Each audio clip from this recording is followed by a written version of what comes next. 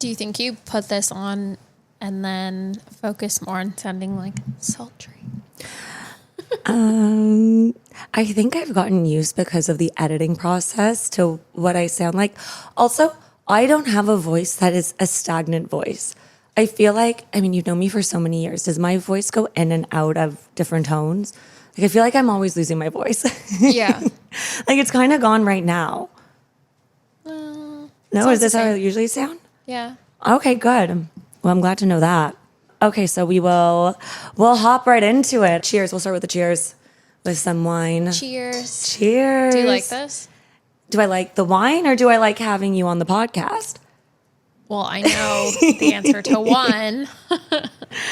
This is some memorable wine. It's kind of shit. It's okay. I don't remember any wine, so for me, it's not a memorable anything. Okay, cheers. Welcome, Chelsea, to the podcast, to Overheard Online. Thank you for being one of my amazing and lovely and gorgeous friends who is willing to give me hours of their time coming over and hanging out and bringing the dog and, you know, being a part of this little journey with me. It's so, I mean, so willingly. thankful. Willingly. I feel like we do this on a regular basis. I love how many of my friends are coming in blind, which is more fun for the first time. Like, you know, Karin, who was the last episode.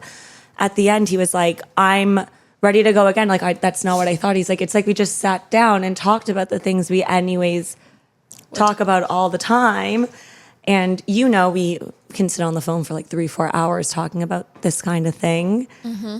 You know, me and Kelsey, we were hanging out at the park the other day. We brought board games and the dogs, and we started chatting about something, and we ended up playing a board game, and she was like, oh, we should have saved all that for the next podcast episode. Like 3 hours later, we're listening to past life regression hypnosis, and like we're listening to these things. And Brian then brings out this, I don't even know what it is, this it's like a meditation pad that has crystals in it that also has a heating pad in it that heats to the vibration of the planet. I know it sounds crazy. And for anyone listening, Brian is Kelsey's husband from 2 of the episodes earlier, who is very into this stuff as well, very grounded. I did not know that. Yeah. So when I was there, he's like, do you want to try meditating on this really cool mat that I bought? You're like, say yes. He's like, and these headphones I specifically bought for the purpose of meditation. I was like, absolutely. Well, I hope I'm a good guest because I am a virgin to all of this. You know, Karin said the same thing, and so did Kelsey. And as we started getting into it, they were like, I didn't realize how much I had to contribute to the topic. Also, I'm so sorry for the dogs if they do bark. Chelsea has this beautiful dog named Billy, and I have 2 dogs, and they are all currently in the room with us because we want to make sure they don't kill each other. Oh, it's such a shame because I was so confident. I'm like, my dog does not bark at all, and she's not even a year old, and that was just her barking. I told her she only barks when she wants to play with the dog, and alas. I can't even say that about my dogs. My dogs are definitely, they're both rescues. I mean, I actually think that Suki is a soul dog for me. She was a rescue. My first dog was a rescue from Egypt. I got her at about 3 years old. She was clearly severely abused. She came here and she was, how would you describe Suki? She bit you when I first got her. She did bite me, yeah. I sat down and I cried. I'm like, am I now going to be dealing with this reactive dog for the rest of my life who can't go anywhere and can't be around kids? Yeah. Little did I know at the time it was a love bite because now she whoever loves you. she is, yeah, we're girls. But yeah, she just did not trust anyone. Mm-hmm. That was the problem.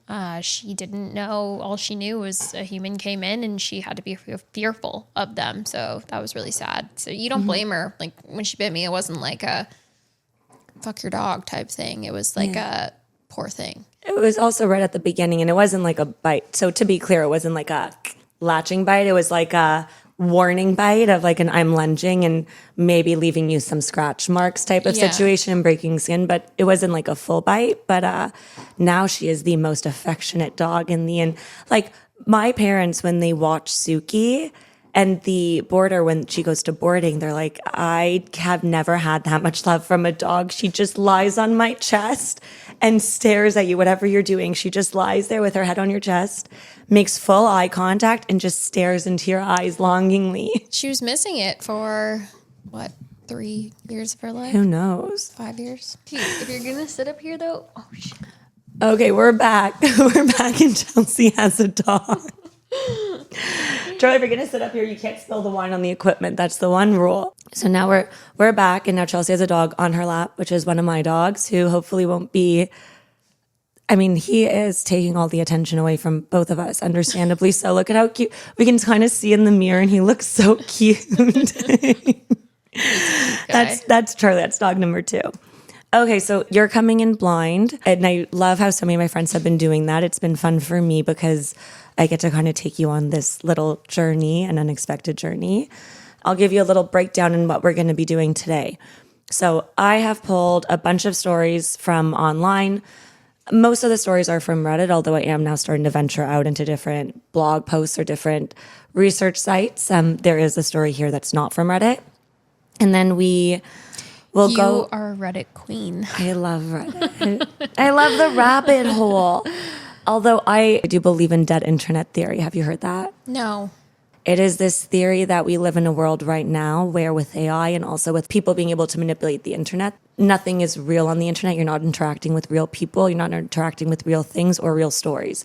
So think bots who want to upvote certain things online to get karma to be able to upvote them will post stories and then get other bots to comment and interact with them. And real people on the internet, I think it's like a threshold of like 75-25. Like once we hit 75% bots and AI and 25% people, it won't be real. So dead internet theory is basically you're using it as a tool thinking that it's giving you real information, but it's not. It's all manufactured. It's dead. It's not like a living thing anymore that's like breathing from the population. It's like it's almost in a zombie state. Mm-hmm. That makes sense. Mm-hmm. You always wonder that with dead internet theory, if some of these stories are true or not true, or if they're being propelled. So sorry, I got a little distracted there talking about a theory that I got interested in. But the framework is I've pulled these stories with you in mind to some extent, although I also just wanted good stories. So to some extent thinking about you and what you'd enjoy, but also stories that I thought would be interesting to listen to. And we'll go through them. I do have some discussion topics if we need them, but I don't think we will because we can talk for like 8 hours straight without any help. So I don't will need any help. And then we can get into we'll deep dive into them and our thoughts and whether we think that they're true stories or maybe not true stories or maybe embellished. And to start, before we get into it, what are your thoughts on the physical world and the spiritual world? Do you have any beliefs in ghosts, in spirits, in anything that people would consider to be like the woo-woo metaphysical? Like, what's your baseline that we're dealing with going into this? I love a good story. Mm-hmm. I wouldn't consider myself a spiritual person, but I mean, in what definition? I don't know either. I believe in ghost stories. I find it fascinating. I love a good horror movie. But I feel like I have experienced things in my life too that every time I tell someone, they think I'm crazy. I think my mom, even, she denied it growing up. I would tell her all the things that would happen in the house. And then it wasn't until we moved out of that house that she was like, okay, fine, I believe you. I think you were right at the time. She didn't want to give it any airtime. She's like, I don't want to corroborate it right now because I don't want it to exist. And then the second you're out of the environment, she's like, I have a secret to tell you. I like also had all these things happen to me that I didn't want to tell you about because you were living there. I'm also a worrywart and a hypochondriac, and then I spiral. So I think she also doesn't want to feed into that.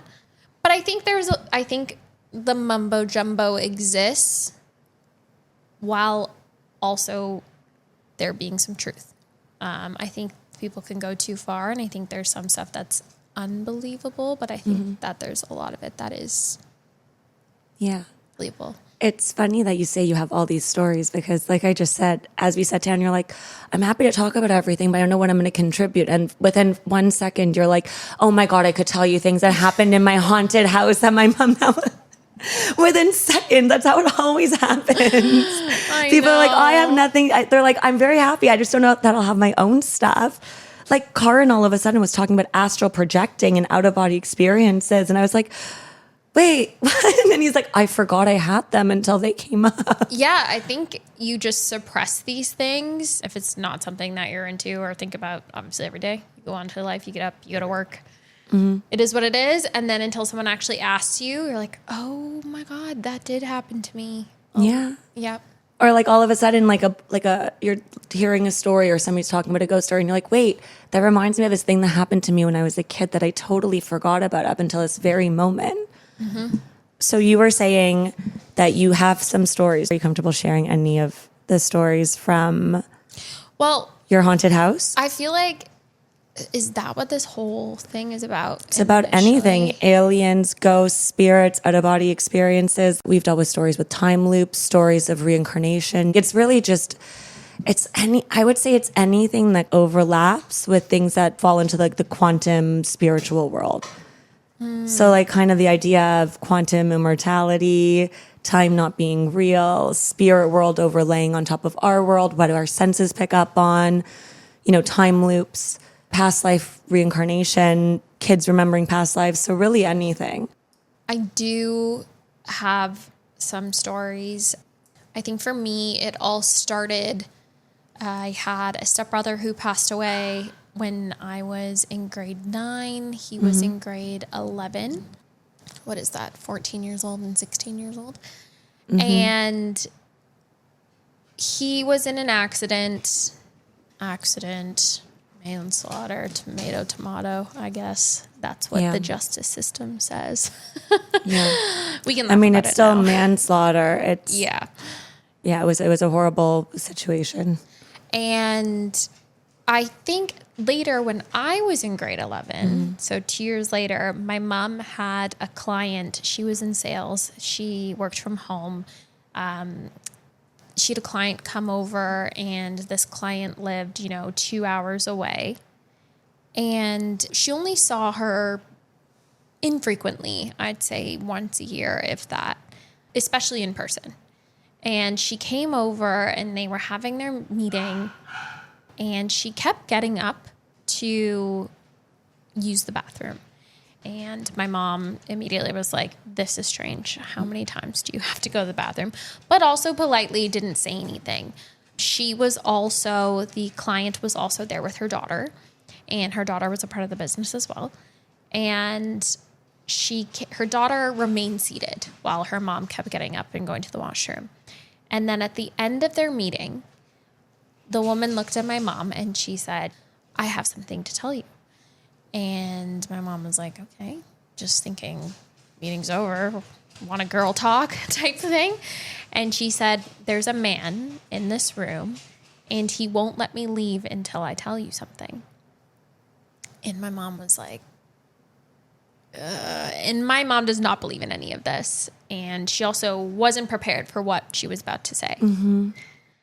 So my mom is like, okay. And she said, she wants you to know that Drew, who was my stepbrother, is having trouble crossing over to the other side, and he's helping him.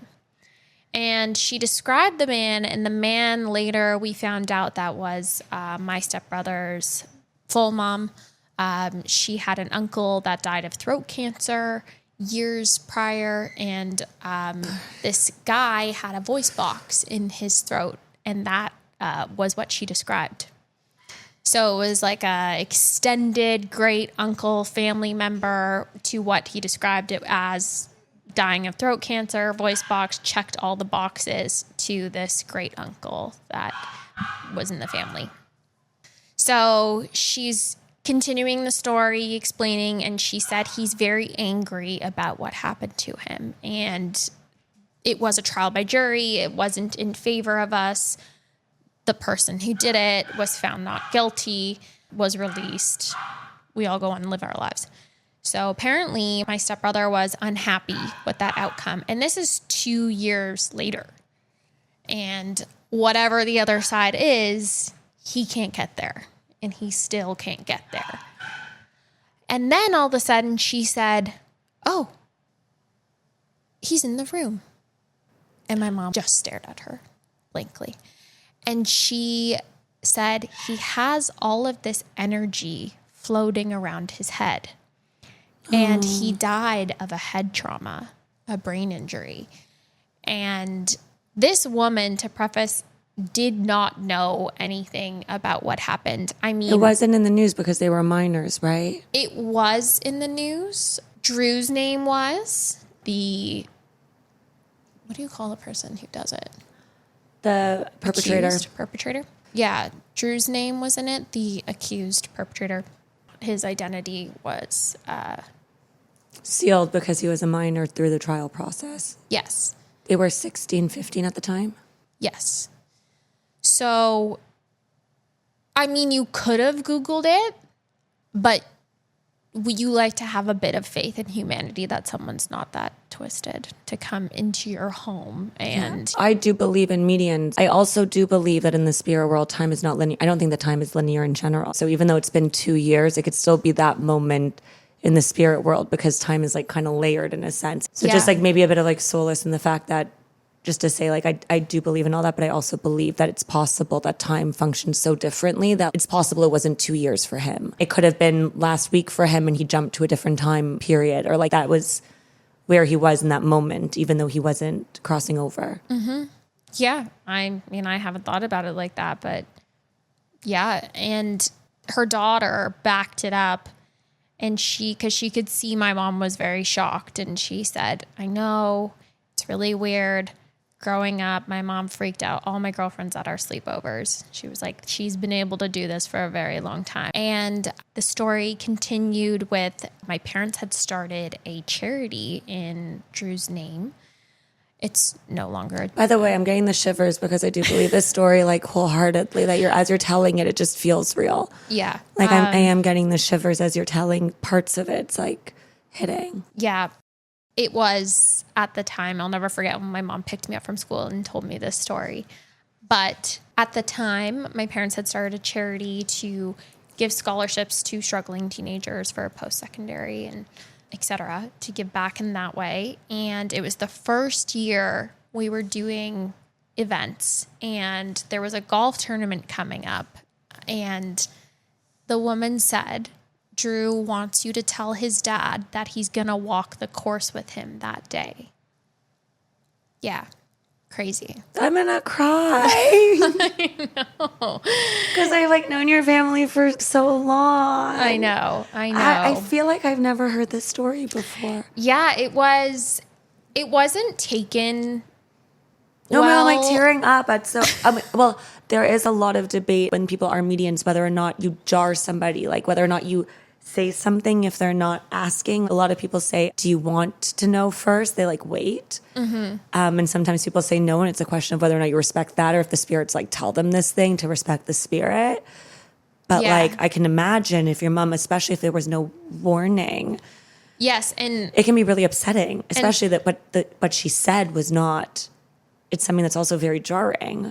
Yes. And I mean, to my understanding, the woman kept getting up. It was a point to which, my mom was like, this is weird. So does she think that she was going into the other room to like talk to the spirit in a sense, but in private? Like, do you think that she was trying to focus on it because whatever the entity was trying to say to her, she was getting distracted and just like going to try to understand? Well, she said that he wouldn't let her leave until she passed on this information. So whatever she was experiencing was to the point where she, without consent, told my mom this. So when my mom told me... Also, your brother was, from my understanding, very stubborn. So I could totally see them pushing. Yeah. I could totally, like, based on what you've told me about your brother, I can totally see him, them being... He supposedly came in the room later, but she even pointed over when she said he was in the room. She pointed over at a chair and said he was in that chair and had this energy floating around his head. And, he was angry and all of that. But when my mom told me later that day, my reaction was oh my God, what's this woman's phone number? Can we tell her to come back right now? Does she do birthday parties? And and your mom's probably like so jarred, like trying to vent about this upsetting thing. And you're like, how was I not there? I'd love to talk to him. I found it really intriguing and fascinating. And I begged my mom for a long time to bring her back. I thought that there was just more to tell. Actually, I did miss a point. She did say, as she was explaining the story at the end, she just kind of snapped out of it, and they weren't from the area. And we used to live by a really big popular mall. And she said, so do you want to go to Square One? We're in town. We wanted to go shopping. My mom was like, she was like in a trance, and then all of a sudden she just stopped. And then my mom was like, I'm sorry, what? Are they still here? And she was like, oh no, they're gone. It was just, they were gone. Yeah. There's just, I don't know. So the golf tournament, did your mom tell your stepdad about the, yes. I mean, she must have told him about the interaction. How did he take it? He did not like it. He was very he's a little upset. bit more, I can understand. Yeah. He did not like it. He was very upset with it. I believe one of my other brothers at the time thought it was fake and she was a phony. Oh, she Googled us. I mean, it was still fresh. She didn't ask for money or anything. No. She just relayed the information. It's very odd for her to do that. I mean, people can be crazy, but yeah. But they had known each other for years, and this is what they do. They work in business together. She was a client. She came over like she has 101 times before. So I don't know. I still, my mom and I bring it up sometimes, and I still be like, who is this woman? And my mom's like, I've never been the same around her. Every time I'm around her, I just kind of clam up, and she's like, she knows it's weird now. Because my mom, I took it as, holy shit, let's know more. Everyone else took it as, I don't like that. And my mom was just Switzerland. She was just, I think to this day remains in shock, and is just, I don't know what to do with that information. Yeah. And I think that was the first time that really opened it to me that, oh, this world could exist. This is possible. I think there was a small part of my brain that every time I got changed, I'd be like, who's in the room with me? What are you seeing? Because from that day, I swear to God, from that day moving forward, you always felt like he was sometimes around. I don't know if it was him. To be honest, I know I never felt like it was him. I felt like something opened something. Someone let a bunch of others in, and stuff started happening in the house. Okay, tell me more. So I am the youngest of all my brothers. Sorry, just before we get into it, before we start telling the stories, I always wonder when somebody says somebody let something in, I also wonder if a part of your brain, if it makes sense to you, begins to understand it. Mm-hmm. So I almost wonder if up until the moment that you hear something, that it clicks that it's supernatural, until then, these things happen around you all the time. You just dismiss them. But the second you're sensitive to it in a different way, your brain begins to slow down and process it. Well, it's kind of like the same thing where, I notice every Mazda 6 that drives on the road because I own one. Yeah. Or they say, I think it was in the Eckhart Tolle's book or The Untethered Soul, one of those books, they say if you have an ex who drove a certain car, every time you drive by, you're going to look to see your ex. And it's just a brain thing. Yes, that's a thing. And it's understanding the association with things and understanding that that's not a real thing, because the chance of that being your ex in the car is zero. But it's your brain starts to see every single time you drive by it to see if it's happening. And so I feel like it's kind of like that, where you start to see things that you wouldn't otherwise see, not because they're not there. The Mazdas are there, the cars are there. It's just your brain would have dismissed them and not stopped to take them in. I had an ex in high school who souped up his car or whatever. Was it the G, whatever not the GTI. When you had the Beetle. Yeah. And, and it was so loud that I don't even have to see a car. Every time I hear loud You're like, is car that him? triggers that memory. And I'm like, oh my God, I know this bright yellow stupid car. But then you're more is coming. sensitive when you see that thing. So then if you see something that could be a spirit in the house, whereas typically you wouldn't have even noticed it. Now it's like, I mean, it's possible that somebody did let something in, but also there was that moment that it clicked in your head that there could be spirits in your house. And now when things happened, you were like, is that you? But some of this stuff was... tell me. You'd think that you'd know before. Tell me. So I am one of 4. I'm the youngest. Our house was designed in a way that in the upstairs, it was like one big long hallway. At one end of the hallway, there were all of the kids' rooms. At the other end of the hallway was my parents' master bedroom, or you call it primary bedroom. It's nicer. And nice for them because they didn't hear us being crazy all night. But when I was the only one left, all of, my brothers went off to school or lives, whatever it was.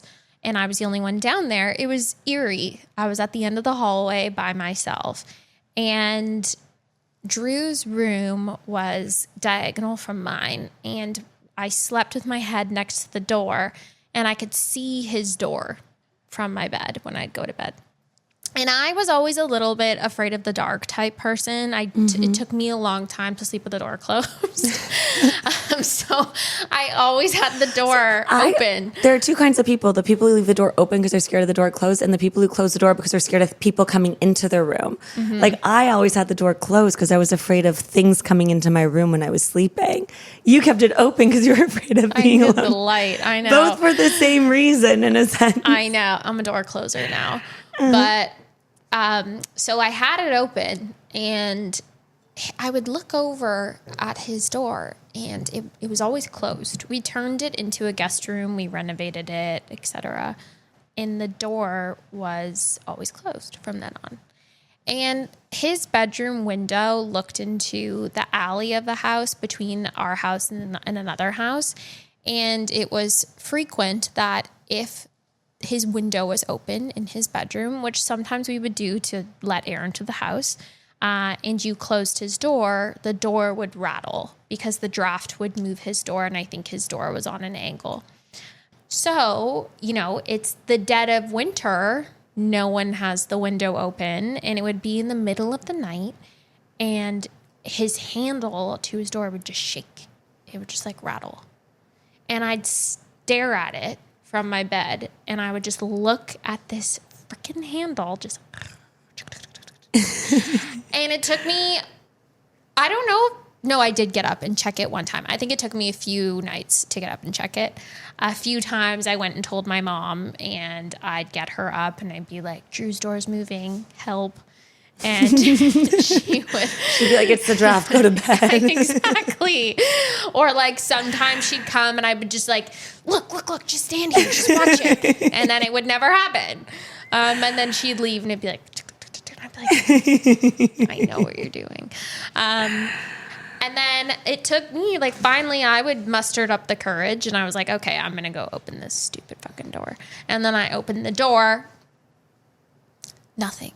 The window's not open. There's nothing. The window's not open when you open. No, it would just rattle. And that was the only way it would rattle if there was a draft. Because that would explain it. But there was no draft. It was winter. Yeah, that would creep me out a lot. Yes. Yeah. And also it's the fact that like you kept noticing it and then you finally just like go and you open it and there's not even a window open. Yeah. And maybe the other times there was or wasn't, but no, nothing. And then there was always like that almost cookie cutter reaction, that stereotypical, all of a sudden you're laying in your room and you feel goosebumps and someone's there and you just feel it. Like you just feel eyes on you. That happened a lot. I had that feeling quite a bit. There was a lot of running up and down the stairs. Running up and down the stairs, we didn't have padded carpet stairs. They were hardwood. And I remember my brothers used to chase each other. Sometimes I wonder if some of that is like the veil slipping for a hot second, because I don't think that time is linear necessarily. And I can explain that later. But I wonder sometimes you hear echoes of different things happening from different time periods in the house. Like sometimes I wonder if sleep paralysis, when you see things happening in your room, I sometimes wonder if that is. Oh, I hate sleep paralysis. I know, me too. Like I've like had it before where like people walk into the room, they're like checking the drawers, like they're doing something in the room that like, it's not like they're attacking me. They say like a robber because they're going through things, but it's like it's almost like an echo of something that somebody minding their own business in a room or doing something that is inconspicuous. So like you talking about footsteps or a door handle, it can be like an echo of time. There was, yeah. And I mean, that's what my brothers would do all the time. Every time they got in a fight, one would like punch one and then they'd like run up and down the stairs because it was like a winding staircase that went from the basement to the upstairs, and it was just like and they just go so fast, and you could hear that faintly at night. And then you'd be like, am I losing my mind? We're like, I'm hearing, oh my God, hiding under the pillow, just everything. And then there was, other times where I could hear someone. It was my mom and I home alone, and I could hear her in the laundry room, and I was trying to get her attention. She wasn't answering me, and I was like, this woman, like, I'm leaving. Did you hear her? Yeah, I could hear someone doing the laundry. And I was like, Mom, I'm leaving. Hello? And she's not answering me. And the laundry room was close to the front door. And then I'd be like, Mom! And she'd be like, what? And she was upstairs in her bedroom. And you're like, who the hell's in the laundry room? Yeah, and I knew it was just her and I home alone. And I remember so distinctly when that happened, I was like, not today. And I just left and closed the door. But it was a lot of that. It was a lot of other people. Was it you hearing sounds that you would typically hear in your house at different times? There's a theory about this thing called a mimic, which they mimic somebody that you love. And there's this idea that they do that to like lure you to them. So you kind of hear your mom faintly in the distance calling you in your house, but like your mom is somewhere else. And it's this idea that it's a mimic. They're mimicking somebody that you love. They're like doing something that'll make you let down your guard. But sometimes I wonder if that's just you're hearing it. Like I wonder if your mom actually was there at one point in time and maybe something significant happened in that moment with a lot of emotion, especially with your brother passing away. Maybe there were anchors of time in that house that just sort of, okay, Karin actually said this, and now I understand what he was saying. But he said in House of the Haunting Hill, which is a way different version of that, but when she falls through all the timelines at the same time. Oh, yeah.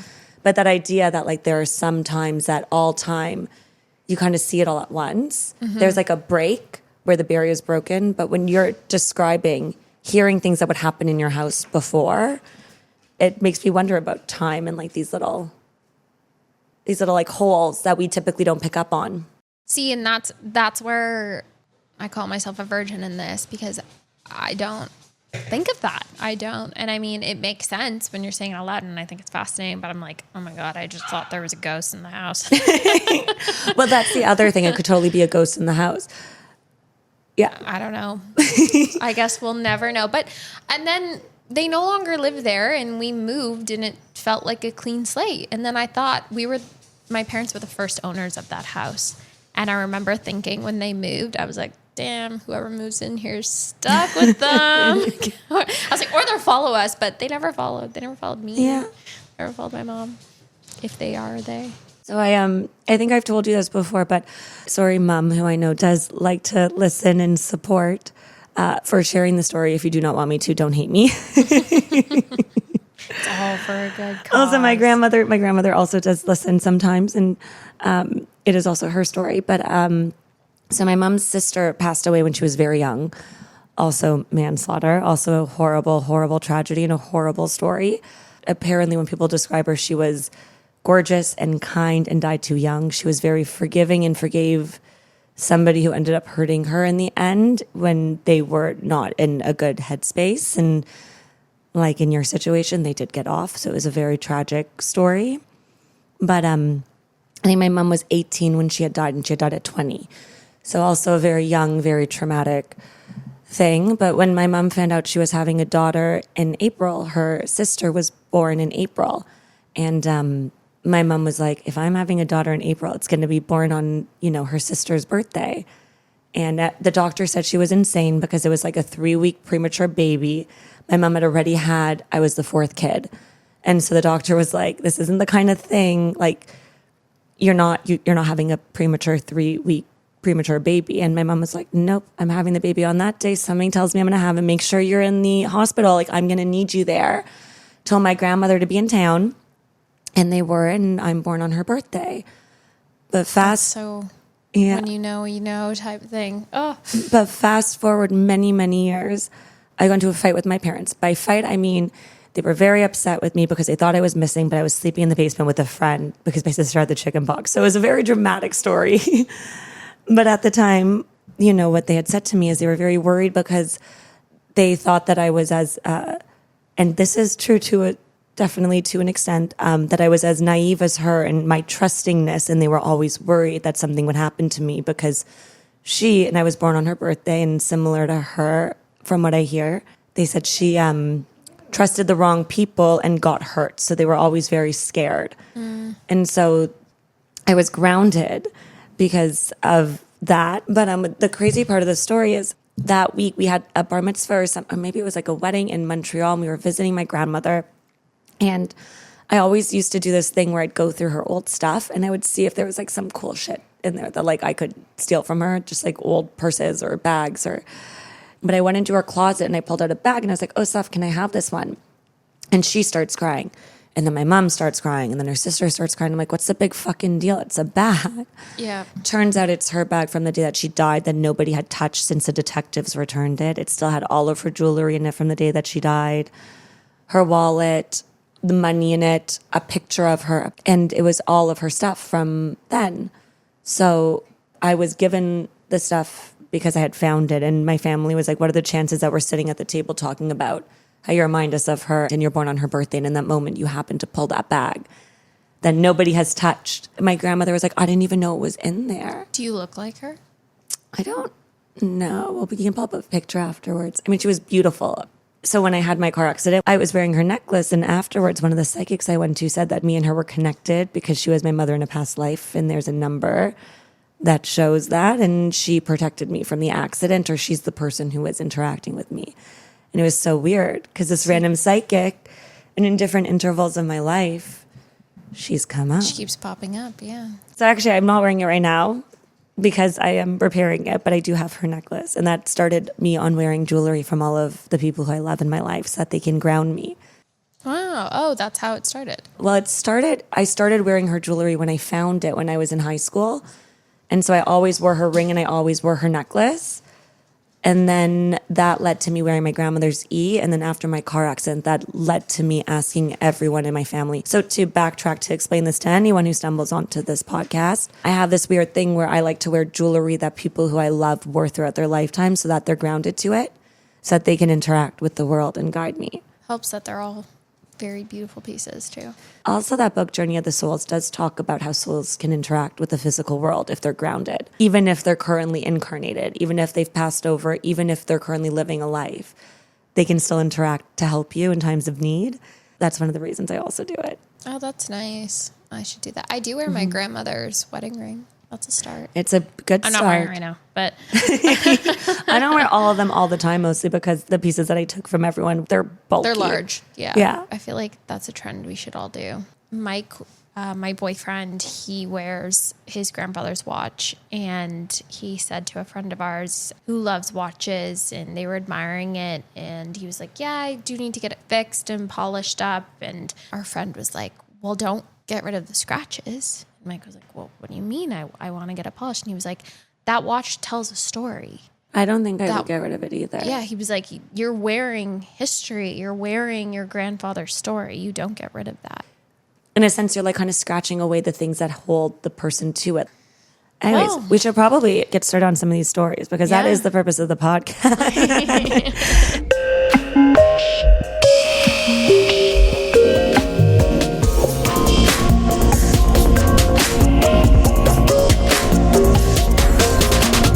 Okay, so back to how the framework works. I'm going to give you the title. I'm going to go through the story.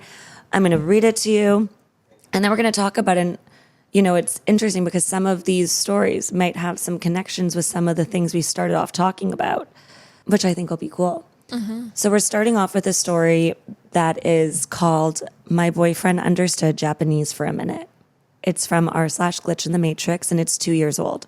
So this isn't Reddit. This is Reddit. So r/glitch in the Matrix. So do you know what a subreddit is?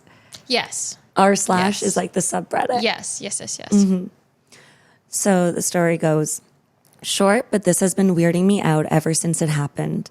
So I thought maybe it belonged here. A couple of nights ago, my boyfriend and I were sitting in our living room watching One Piece. At one point, my boyfriend gets up to grab a snack from the kitchen, but we let the episode keep playing. Now our kitchen and living room are only separated by a thin wall, so we could still hear everything that was going on in the episode in case anything exciting had happened. Then it happens. One of the characters says something along the lines of, "Why do you care about this woman anyways? She's a criminal." Mind you, we were watching it subbed, so all of this is in Japanese. I'm reading the subtitles, but my boyfriend can't at the moment because he's in the kitchen. And then, from the kitchen, I hear him yell, "Because she's my friend, dumbass." I pause the episode immediately, walk into the kitchen, and I'm like, "Wait, how do you know what they were saying?" He gets this look, and then the realization sets in, then confusion, and then honestly a little bit of horror. And he says, "I don't know. I just don't know." It's a sweet superpower. Here's the thing. He has never spoken any other language besides English, never taken Japanese classes, never even downloaded Duolingo. We were both just very creeped out by the whole thing. Edit to add, I don't believe he watched the episode without me. Honestly, we don't really care if one of us is a couple of episodes ahead. We usually just tell the other person. Like he'll say, "Hey, I watched this episode while you were asleep, so I know what happens." But this time he swears he never watched it. First of all, I feel like she had to justify her relationship one too many times. We're good. I'm kidding. Well, so when the edit to ads happen, it's because so many comments have been upvoted of people being like, "He just watched it without you. This is stupid." Like he's just playing dumb because you probably got mad at him when he watched before you and he didn't realize. And she's like, "He would just tell me this is dumb." That'd be so awesome. No more Duolingo. Mm-hmm. Yeah. What do you think? Do you have any theories? Have you ever heard a story of somebody just understanding a different language? I have, because that's the whole past life. You know, maybe you were this, and then you have the memory of you suddenly pick that up. I mean, Japanese to English, so that's a pretty stark. Oh, I just keep thinking about how cool it is, though. I wish it happened to me. Yeah. So there are some theories in the comments. So we can get through them and then we can kind of gauge if we think that any of them are valid potential theories or whether we think that they're all out to lunch and it's just a simple, rational explanation. So one commenter talks about their experience. They say, "One time I clicked a link that led me to a website based in France. I didn't realize it at first that it wasn't an English website. I was reading the page just fine and it was all in French. Suddenly, I realized it was another language, and then I couldn't understand anything on the page anymore. I had been taking Intro to Spanish at the time, so maybe some of the words were similar, but it was an extremely strange experience." Google Translate didn't just screw up quickly. I mean, like in the moment, though, like they were in the middle of reading the page, it seems, and then they understood what it said, and then they realized that they couldn't speak the language, and all of a sudden they couldn't read the page anymore. Do you ever think, too, though, sometimes when I'm reading a book, I skim a page. It's like if I understand kind of what's happening in a scene, then I feel like I can skim really quickly and I know what happens at the end.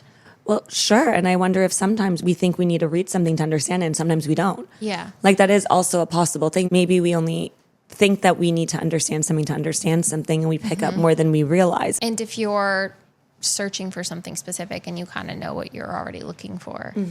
But that doesn't explain the Japanese story.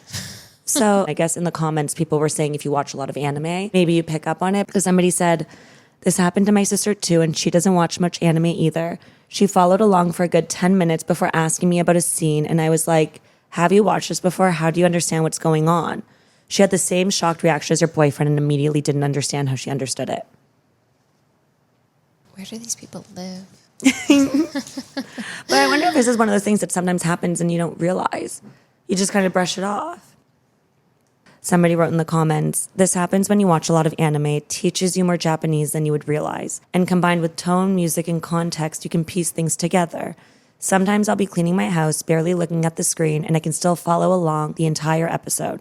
So the OP replies them saying, "That might be the most logical explanation. Somebody else had mentioned it also. My only hesitation is we don't really watch a lot of anime, but I guess maybe the little bit that we watched.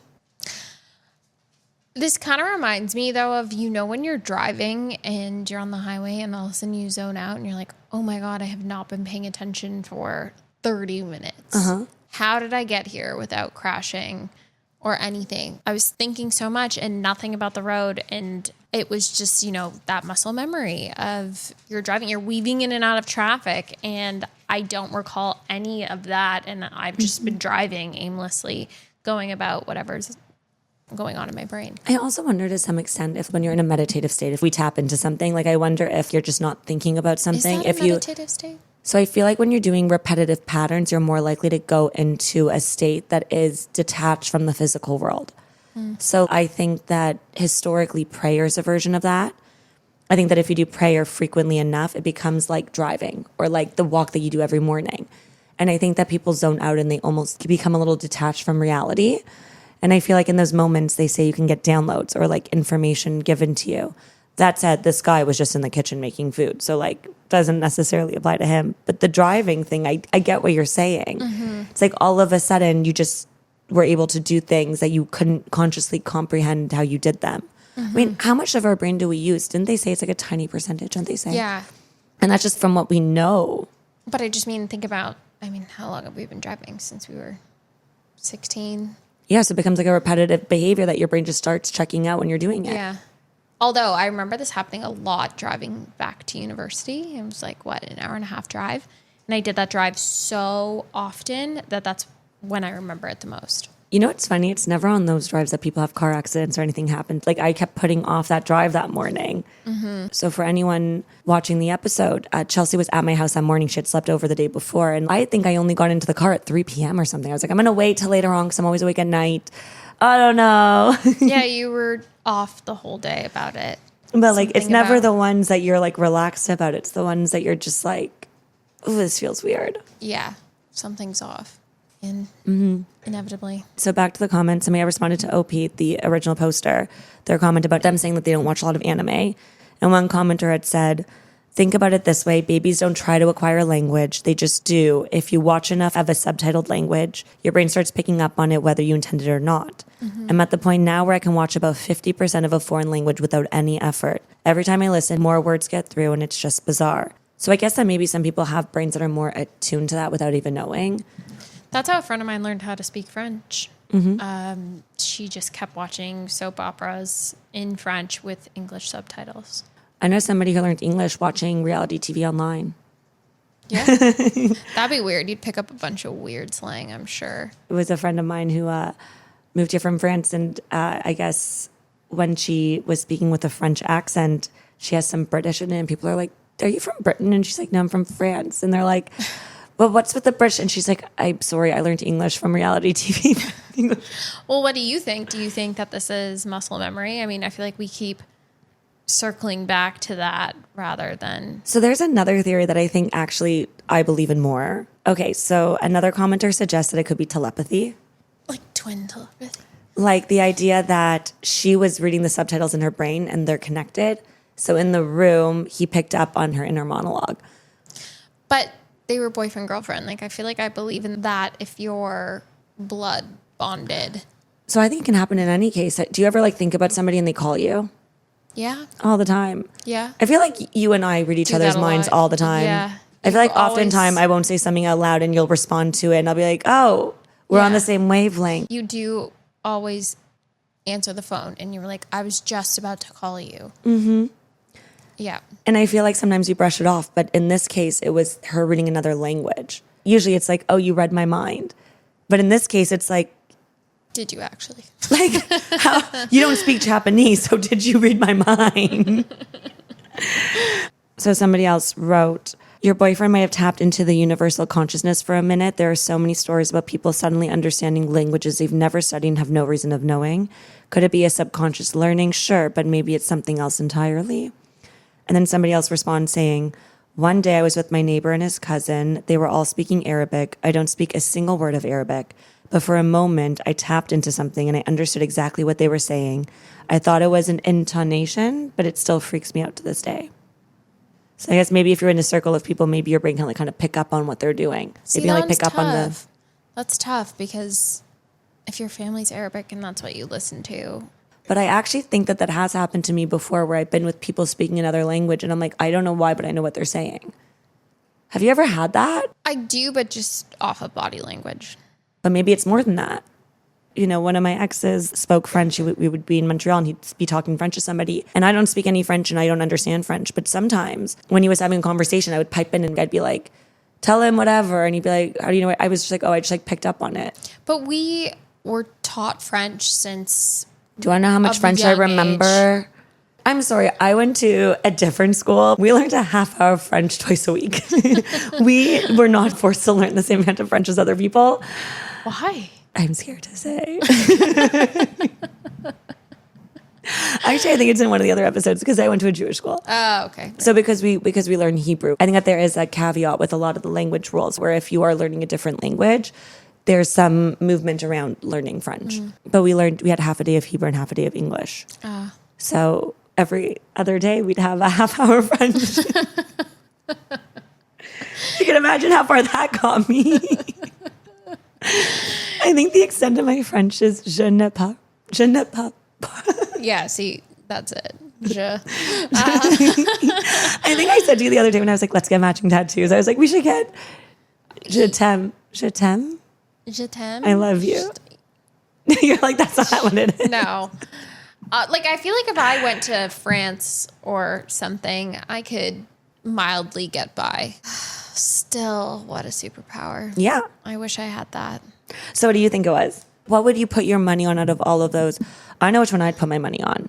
The telepathy? Yeah. Okay, so I was telling somebody this recently. Since I've been doing the gateway tapes, firstly, I do feel like sometimes I can sense people's emotions since my accident, and I'm a weirdo like that. I do feel like sometimes. Just an empath. Oh my God, you know how weird I am. I walk up to random people and ask them if they're okay. And half the time they're not and they give me a hug. You did that today. Oh yeah, I did do that. I do that a lot. Like a lot. And I would say I have like an 80% accuracy rate, which is pretty good. Considering when I walk up to somebody, I'm like, are you having a hard day? And they're like, yeah, I could use a hug. And if 80% of the time people say, yes, I could use a hug. I also feel like 80% of my days are hard. So if someone asks me, I'd be like, maybe. Or do you mean like I could probably be right? That could be true too. I'm just hugging random people all the time. No, that's nice. That's like that trend where someone just is like free hugs on their shirt and they're blindfolded. Do you remember when me and Grant went around doing that for a while? No. When for the first time we went to like Digital Dreams. So Grant is actually my first, not my first boyfriend, but I dated him in university, and now he's married to such a lovely girl and love them. But back when we used to go to Digital Dreams, this is before like social media was a thing. I think I saw it once on YouTube somewhere, and I was like, let's just spread positive vibes and make a free hug sign. And he was down, and we'd be known for running around the festivals with a free hug sign, and people would hug us. Oh, that's cute. That's very on brand. Yeah, but I do think sometimes I can read people's minds. So I believe that one for that reason. Also, I'm a witch. Mom, don't hate me for saying that. She told me to stop telling people I'm a witch. I have a friend who is too. I won't say her name, but I feel like she also likes that people think that. So I know exactly what you're talking about. Yeah, you can bring her on this as a guest. I should. She'd probably love I should. Oh my God, ran into her at a crystal shop one day. So on brand. Mm-hmm. Yep. Okay, so we'll move on to the next story that I pulled for you. The next story was also from Glitch in the Matrix. It's 4 years old. It's titled, Something Told Me to Slam on the Brakes and Probably Saved My Life. Was this you? No. And I didn't slam on the brake. But fitting. Fitting story. Okay, so the OP writes, I've been reading through this sub for a bit, and I figured I'd share this little occurrence that had happened to me a while ago. Something that probably saved my life. I'll include as much detail as possible because this memory is still so vivid. Both my brother and I remember it perfectly. This was several years ago. I was driving down a rural back road with my brother, doing about 90 kilometers an hour. It's a road I've traveled 1,000,000 times before this night. Now there's a section on the road with a railway crossing, one of those with lights, bells, and gates. It's got really poor visibility, which is why they have all of these safety features, even though it's rural. On this particular day, I'm in my old diesel pickup, a loud old shitbox, music playing, and I'm chatting with my brother. We're just cruising. As we come up to the crossing, completely normal situation, no warning signals, I suddenly interrupt our conversation and blurt out, "Hey, I wonder if we'd be able to stop before the crossing if I just hammered on the brakes right now." And then, without a second thought, I do it. I slam on the brakes. The truck screeches to a stop just several meters from the tracks as a train screams by. The crossing never activated, no lights, no bell, no gate. And just for context, I've been stopped at this exact crossing before. It's supposed to activate well in advance, and trains absolutely fly by at freeway speeds. We both just sat there for a second, jaws on the floor. My brother looks at me wide-eyed and says, "Holy shit, dude, what the fuck made you stop there?" Neither of us saw or heard anything. There was no sign, no reason for me to stop. To this day, we still have no idea what made me say those words and slam on those brakes. But I am certain that if I had it, we'd both be dead or at least severely messed up. Ooh, I feel that way a lot. Yeah. I always think that there's like someone watching over you for missing an eye. Like when I am driving on the highway, I always think, oh my God, if I had left 5 minutes earlier, I would have been in that car accident. I don't know why. Is that a selfish thought? But I have the think about same that all the thought. time. Sometimes when I'm late to things and I'm working on it. I You've been like, doing better. but I don't stress about it anymore because I was running late to a birthday party and 5 things happened and I ended up being stuck in traffic. So I was so late. And the traffic was because like a car missed a turn, drove into a freaking barricade and hit a bunch of cars. And these things happen all the time. And a part of me is like, is there something that just kind of knows what's about to happen? Mm-hmm.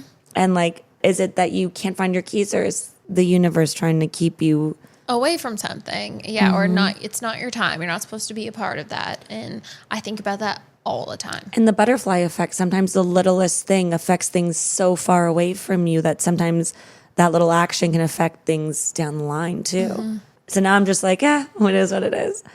But that story is pretty wild. That's a lawsuit waiting to happen. But that just like not activating and you just being like slim. That's different than, you know, not being able to find your keys for 2 minutes. For sure.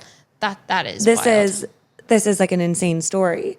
Mm-hmm. When I got in a really bad car accident, I remember thinking I had so much time to think while my car was being wrecked. And I remember there was nothing I could do.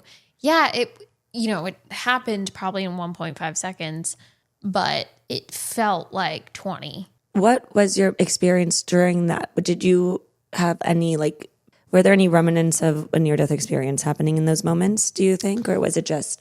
Chelsea also was in a pretty bad, just for the listeners, you were also in a pretty bad car accident. Yeah, a car didn't check his blind spot and hit me, and he threw my car into a street light. And my car was a full write-off, but I remember thinking, because the ramp was above the gardener, and in that time when the car hit me and it was throwing my car off the road, I kept thinking, holy shit, I'm going to flip over this guardrail and onto the gardener. Like that is what's going to happen next. And then my car hit the street light and it stopped my car. But that's exactly where my car was headed. Wow. And that's Did you what leave I your thought was body gonna at happen. all? I don't think so. It was a traumatic moment. And then a homeless man pulled me out of the car and whipped out his iPhone and called 911.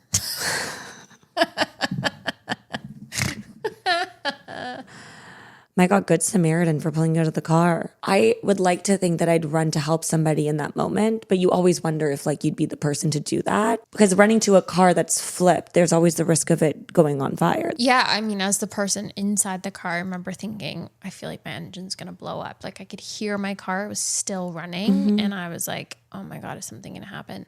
I would like to think that I would pull someone out of the car. I feel like I would. I think I would too. But I was saying this to somebody recently. I'm not afraid of dying. I'm afraid of not helping other people, I would say, is a bigger fear to me than dying. I think because of what I've been through, it doesn't scare me I don't think that anything's final. I just think we get another go at it. And I think it's always just... See, my fear is leaving things behind. Death doesn't scare me. I always fear what I'm going to leave behind after I die. Like, I feel bad for my pets. Mm-hmm. I mean, that was literally the thought that I had when I left my body during my accident. I was like, shit, I knew this was going to happen. Like, I should have said bye to everyone. I fucking knew it. Like, I knew I was going to... I knew this accident was going to happen. There was so much time. I remember having many thoughts before that moment of me like landing, but that could have only been a second. How did I have all that time to think about all the things I remember thinking about in the white? But then in this story, they thought of something for all of 1 second and then did it. And there was a story I read with Kelsey called the Reincarnation water wheel. Basically, the story is this guy's about to make a turn, a left-hand turn, and this guy's coming towards him, and it's in this place with an obstructed view, and it's a dangerous turn, and he just realizes, and the guy realizes there's no way for them to stop. He's about to T-bone him. But as he's about to T-bone him, time slows down, and all of a sudden, from the diagonal way, he sees this water wheel shape, and it starts rolling towards him from the opposite direction, and time just stops. And as this, what he describes as a water wheel, starts moving towards him, it becomes bigger and bigger, and it starts off the size of a building. And then it's the size of, a city. And then it's the size of the world. And he just knows that to be true. And then it washes over him. And then the way that he describes it is there's almost sheets of water of realities and an infinite amount of them. And they recycle into the water wheel. And he became a part of the water wheel where he was sucked up. And then he had to choose a reality to jump into that he survived in. This sounds like that Avengers guy. I don't know. It could have been taken. This is like an old story. It's like, oh my God, what's this? Doctor Strange. I swear this is a scene in the Avengers or his movie. I do know that they go through all this shit and they take stories. Also, a part of me is like, do people sometimes when they write this stuff, are they pulling from something that might be true? Mm-hmm. So he wanted to be closer to the accident, but time was funny. And he knew if he chose one that was too close to the accident, he would die again. And he kept seeing versions of the accident where he would die. And the water wheel itself didn't care where you were sorted or if you survived and where you went. Its only job was to sort you. And if you didn't choose quickly enough, it would sort you to the closest reality. So he describes that when he was reset, he got out at the intersection before. And as he pulled into the intersection, he thought he was going to see the car and the car wasn't there. But he stopped because he wasn't sure which reality he was in of him surviving. But he just knew that if he drove, he might hit a car. So I wonder if maybe if that is the process, if it was a near-death experience like this, maybe if you went into the water wheel, he saw what was going to happen. And so when he got out, I wonder if a part of him, when he dropped back in, if he was like, stop, you're about to get hit by a train. Mm-hmm. And if like there was an echo of that, knowing that from the Reincarnation water wheel. Oh, I see how you're connecting that. Yeah. For a second there, I was like, where are we going with this? Yeah. Because he said that you're like pushed back. Like it's almost like the road moves like in a wheel. Like you like are pushed back a few seconds before the accident and then you relive it. So maybe if he was reset, he was pulled back up and he just knew it was going to happen. Mm-hmm. And there was a voice in his head, which was his subconscious being like, stop, or you're going to have to go back. It's just weird though, because in the story, it just sounds so casual. Like, what if I stopped right here? I wonder if I can do it. Well, one of the things that he was saying is most people don't remember going into the wheel. But if it was like this subconscious, I feel like you wouldn't say that out loud. Like you wouldn't be like, what if I did this? I think it would just be an internal thought and you just like didn't. Yeah. I think there's probably so many different variations of people who like do it as an internal thought and like don't take that turn or whatever it is because they know on an intuitive level about it. Mm-hmm. And very rarely does somebody scream it out loud the way that he did. I mean, technically with the Reincarnation water wheel, it could have been me being whipped back up. Maybe that was the whiteness. And then maybe I woke up in the reality that I survive in the same way. Do you feel that though? You feel like you're somewhere else? In the sense, like it's not that simple because I think that I think you're always merging with different versions of yourself. I think it happens all the time. I think ideally you end up in a reality where you're still in the car heading there, so at least it's somewhat similar. And the farther you are from that, the more jarring the merge is. Mm-hmm. But in a situation where you merge with something that at least the whole lead up to the accident was likely similar, then you're more likely to merge in a clean way, I guess, or like in a way that causes less friction with the version of yourself that you're merging with. I don't think either one takes priority. You just have memories from both until they sync. Memory's so bad. I don't have a memory. To know that. maybe I just keep on dying, and that's why I have no memory. I feel like I don't have any memory though. Yeah, I feel like you are better than I am. I can't even remember names. Me neither. I never remember a name. I love that You trick whisper when I'm names like, into my ear when I meet people. yeah, I think that was from a long time ago, though. I don't think I do that. I haven't done that in a very long time. I love the old trick about like you asked, like, oh, this is my friend Erin. And then they say their name and God. I'm very open about it. I say to people, by the way, I'm really bad with names, but I will remember everything we talked about. I just might not remember your name. And it's just how my brain works. And I will remind them, like the next time I'll be like, did I warn you about my name thing? And they'll be like, yes. And then they'll give me like a key sentence. I'll be like, yes, of course I remember you. Like I'm better at remembering the interaction than most people. I just don't remember the name. Yeah, I don't remember either. So we have some comments. This experience is not at all unique. So many people describe similar experiences. So the top commenter writes, this happened to my aunt too. She was driving with my mom and grandma, and they were about to go through an intersection. Their light had been green for a while, not like it had just changed or anything, and out of nowhere, my aunt slams on the brakes, jolting everyone in the car. Then a car on their left comes barreling through, running their red light.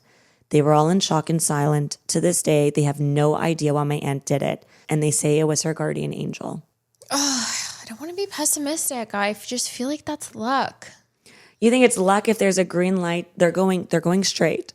Green light, green light, green light. They're still going straight. Out of nowhere, she slams on the brakes. All of a sudden, they're like parked and a car comes barreling across and runs a red. You think that's just luck? I don't know. Yeah, I mean, I don't know. One time my mom ran a red light while the opposite direction was green and all the cars stopped and she went through it. I don't know. Yeah. Maybe that was the story and she's on the other end. I have heard, there was a story I read when I first started, getting into near-death experiences of somebody writing that they tried to kill themselves and they had done all these things, all these specific things, and every single time they survived. And one of the things that they did was run a bunch of red lights. They just could not figure it out. And they were like, I think I just subconsciously want to be here because why else am I here? Yeah. I do think eventually like it was healing because they were like, I feel like I could not have done all of those things without dying. So I do think everyone has a ticket. Like, I think that I feel like your death is chosen already. Yeah. And it's going to happen. And if it's not your day, then it's not going to happen. And there's going to be measures to make sure that it doesn't happen. If you could know the day that you're going to die, would you want to know? I don't really care. Really? Yeah, I feel like that would change the course of my life. It might change the course of my life, but I don't know that it matters. I would live in fear every day. But also, if my life were too long, I think that would be fearful. Because imagine if you get like super... But what if it's not? What if it's like next week? That's your day. You would just, I feel like... I mean, I'd fucking like try to do good for the next... I mean, I wouldn't... For sure. It's not that I wouldn't want to do as much as I could in that week. That doesn't scare me anymore. I'm like a weirdo. No. See, my mom's going to hate this conversation. My mom hates when I talk about this shit. I don't know. Like I just, something switched in me that day. Like it took me a while to understand it, but like I just don't... I'm not afraid of it anymore. I don't know. I used to fear... I don't think it would really matter. Well, I used to fear death, and my therapist was like, okay, so you're afraid of dying. And I was like, yeah. Okay, but when you're dead, then what? Yeah. And I was like, well, what do you mean I'm dead? She was like, exactly. She was like, there's nothing to fear like anymore. Like you're gone. It's not like there's nothing you can do about it. You're just not there. So she's like, I understand, the anticipation of it, but when it happens, it's done. Yeah. Like it's over. And that I don't think it's over. I think we have... I just mean that fear is over. Yeah. And every story that I have read of people with near-death experiences or people who talk about reincarnation, people feel more alive when they're not in their body than when they are in their body. So that's like a reoccurring theme for the most part. When they exit, they don't feel weird. And to be frank, like now that I meditate so much, there's something very comforting about body asleep, mind awake, and that consciousness being separate. Like, I don't know. I don't know what it is. I don't know what it could be, but like, I'm not fearful of it. I mean, I don't think if there is a heaven and a hell, I'd like to think I'm not going to hell. So I guess that makes it easier. I don't think I believe in that. I do. I would I believe in karma. Reincarnation. Oh, me too. And I believe that when we go back up and we like look at our past, I think that there are things that when we're out of the physical world, we are upset with ourselves for doing. And so we want to choose a life to make sure that we learn from our mistakes so we don't make those mistakes again. I don't think it's as simple as like, oh, somebody's punishing you. I think that we actually want to be better. So I think we will choose something that gives us the challenges to make sure that we learn from our mistakes. I do hope we get to watch a movie of our life. And then all the times that we were like, why did this happen? There's an explanation for it all. Oh, that's like they do. The book Journey of the Souls does say that we go to like a school with our soul family and we sit down and we get to see like all the turns. Like we get to like learn about our lives before we choose our next one. And we get to see all the times that we were doing something that changed the course of our life for that. Mm-hmm. And that you learn about it with your guides and with your, I don't know what they call them. That's almost the same thing as us being like, if we hadn't forgotten our keys or hadn't misplaced our keys, mm-hmm. then maybe we wouldn't have missed that car accident. And then that's kind of the same thing. Yeah. And maybe a part of that is the fact that me and you both have that mindset. Maybe that is kind of an echo of that knowledge. Mm-hmm. But you were saying before about a ticket. I think that before we come, we have quests. So, I mean, I think that anyone who reads about any of this and anybody who's interested in it and is still grounded in reality, which I hope that I am, knows that we know nothing and knows that we can only read stories and, ideally verified stories and ideally stories from doctors and, compiling stories from patients and hypnosis. Like these are things that you can read, but anything is subject to change in a second because it's possible that none of it's true and that everything is simulated, including the afterlife. Even when I talk about the spirit world, it's also possible that the spirit world is also a simulation. If we're all like in a simulated reality to like learn a lesson, maybe the spirit world is a simulation of something. Like who knows? But I do think that before we enter this, like an incarnation, I think that we choose certain things that we're going to be able to do or certain paths that we can take. And the universe is always conspiring to bring us on that direction. And when things don't feel right, it's because we're fighting the universe. That is like, if you go that way, you're going to hit it. Like it's like a navigation system that exists. And it's like mm-hmm. giving you a stop sign and you're like ignoring it. Mm-hmm. And so it's putting a pothole and it's like, now you're on a dirt road. And it's like, you want to continue down here? We're going to throw you a winter storm. You're not listening to our navigation system. Mm-hmm. And then sometimes if you're really not listening, and this isn't for everyone, but it'll throw you into a depression because it'll be like, until you silence all the freaking noise and start listening to us again and like reset, like you got to reset because you're not listening to us. But I do think that there's like a finite time. I think that we have like 90 years to do it or a short life. We decide that we want to do all these things in 20 years and we want to reset. Where are these red flags with bad exes though? Yeah, I don't know. I mean, I still think we have free choice. I still think that we have free choice. And I still think that we have the free choice to make bad decisions. And sometimes, I mean, I'm not going to bash my exes on a podcast. That could be going on. Okay, I will. No, I'm kidding. I actually don't. I don't want to send that energy out there. I don't speak ill about my exes. No, me neither. Me neither. We both look at each other. Yeah. But maybe those bad exes wouldn't have brought me where I am today. That is true. Those bad exes prevented a car accident. Or led me to one. I was about to say.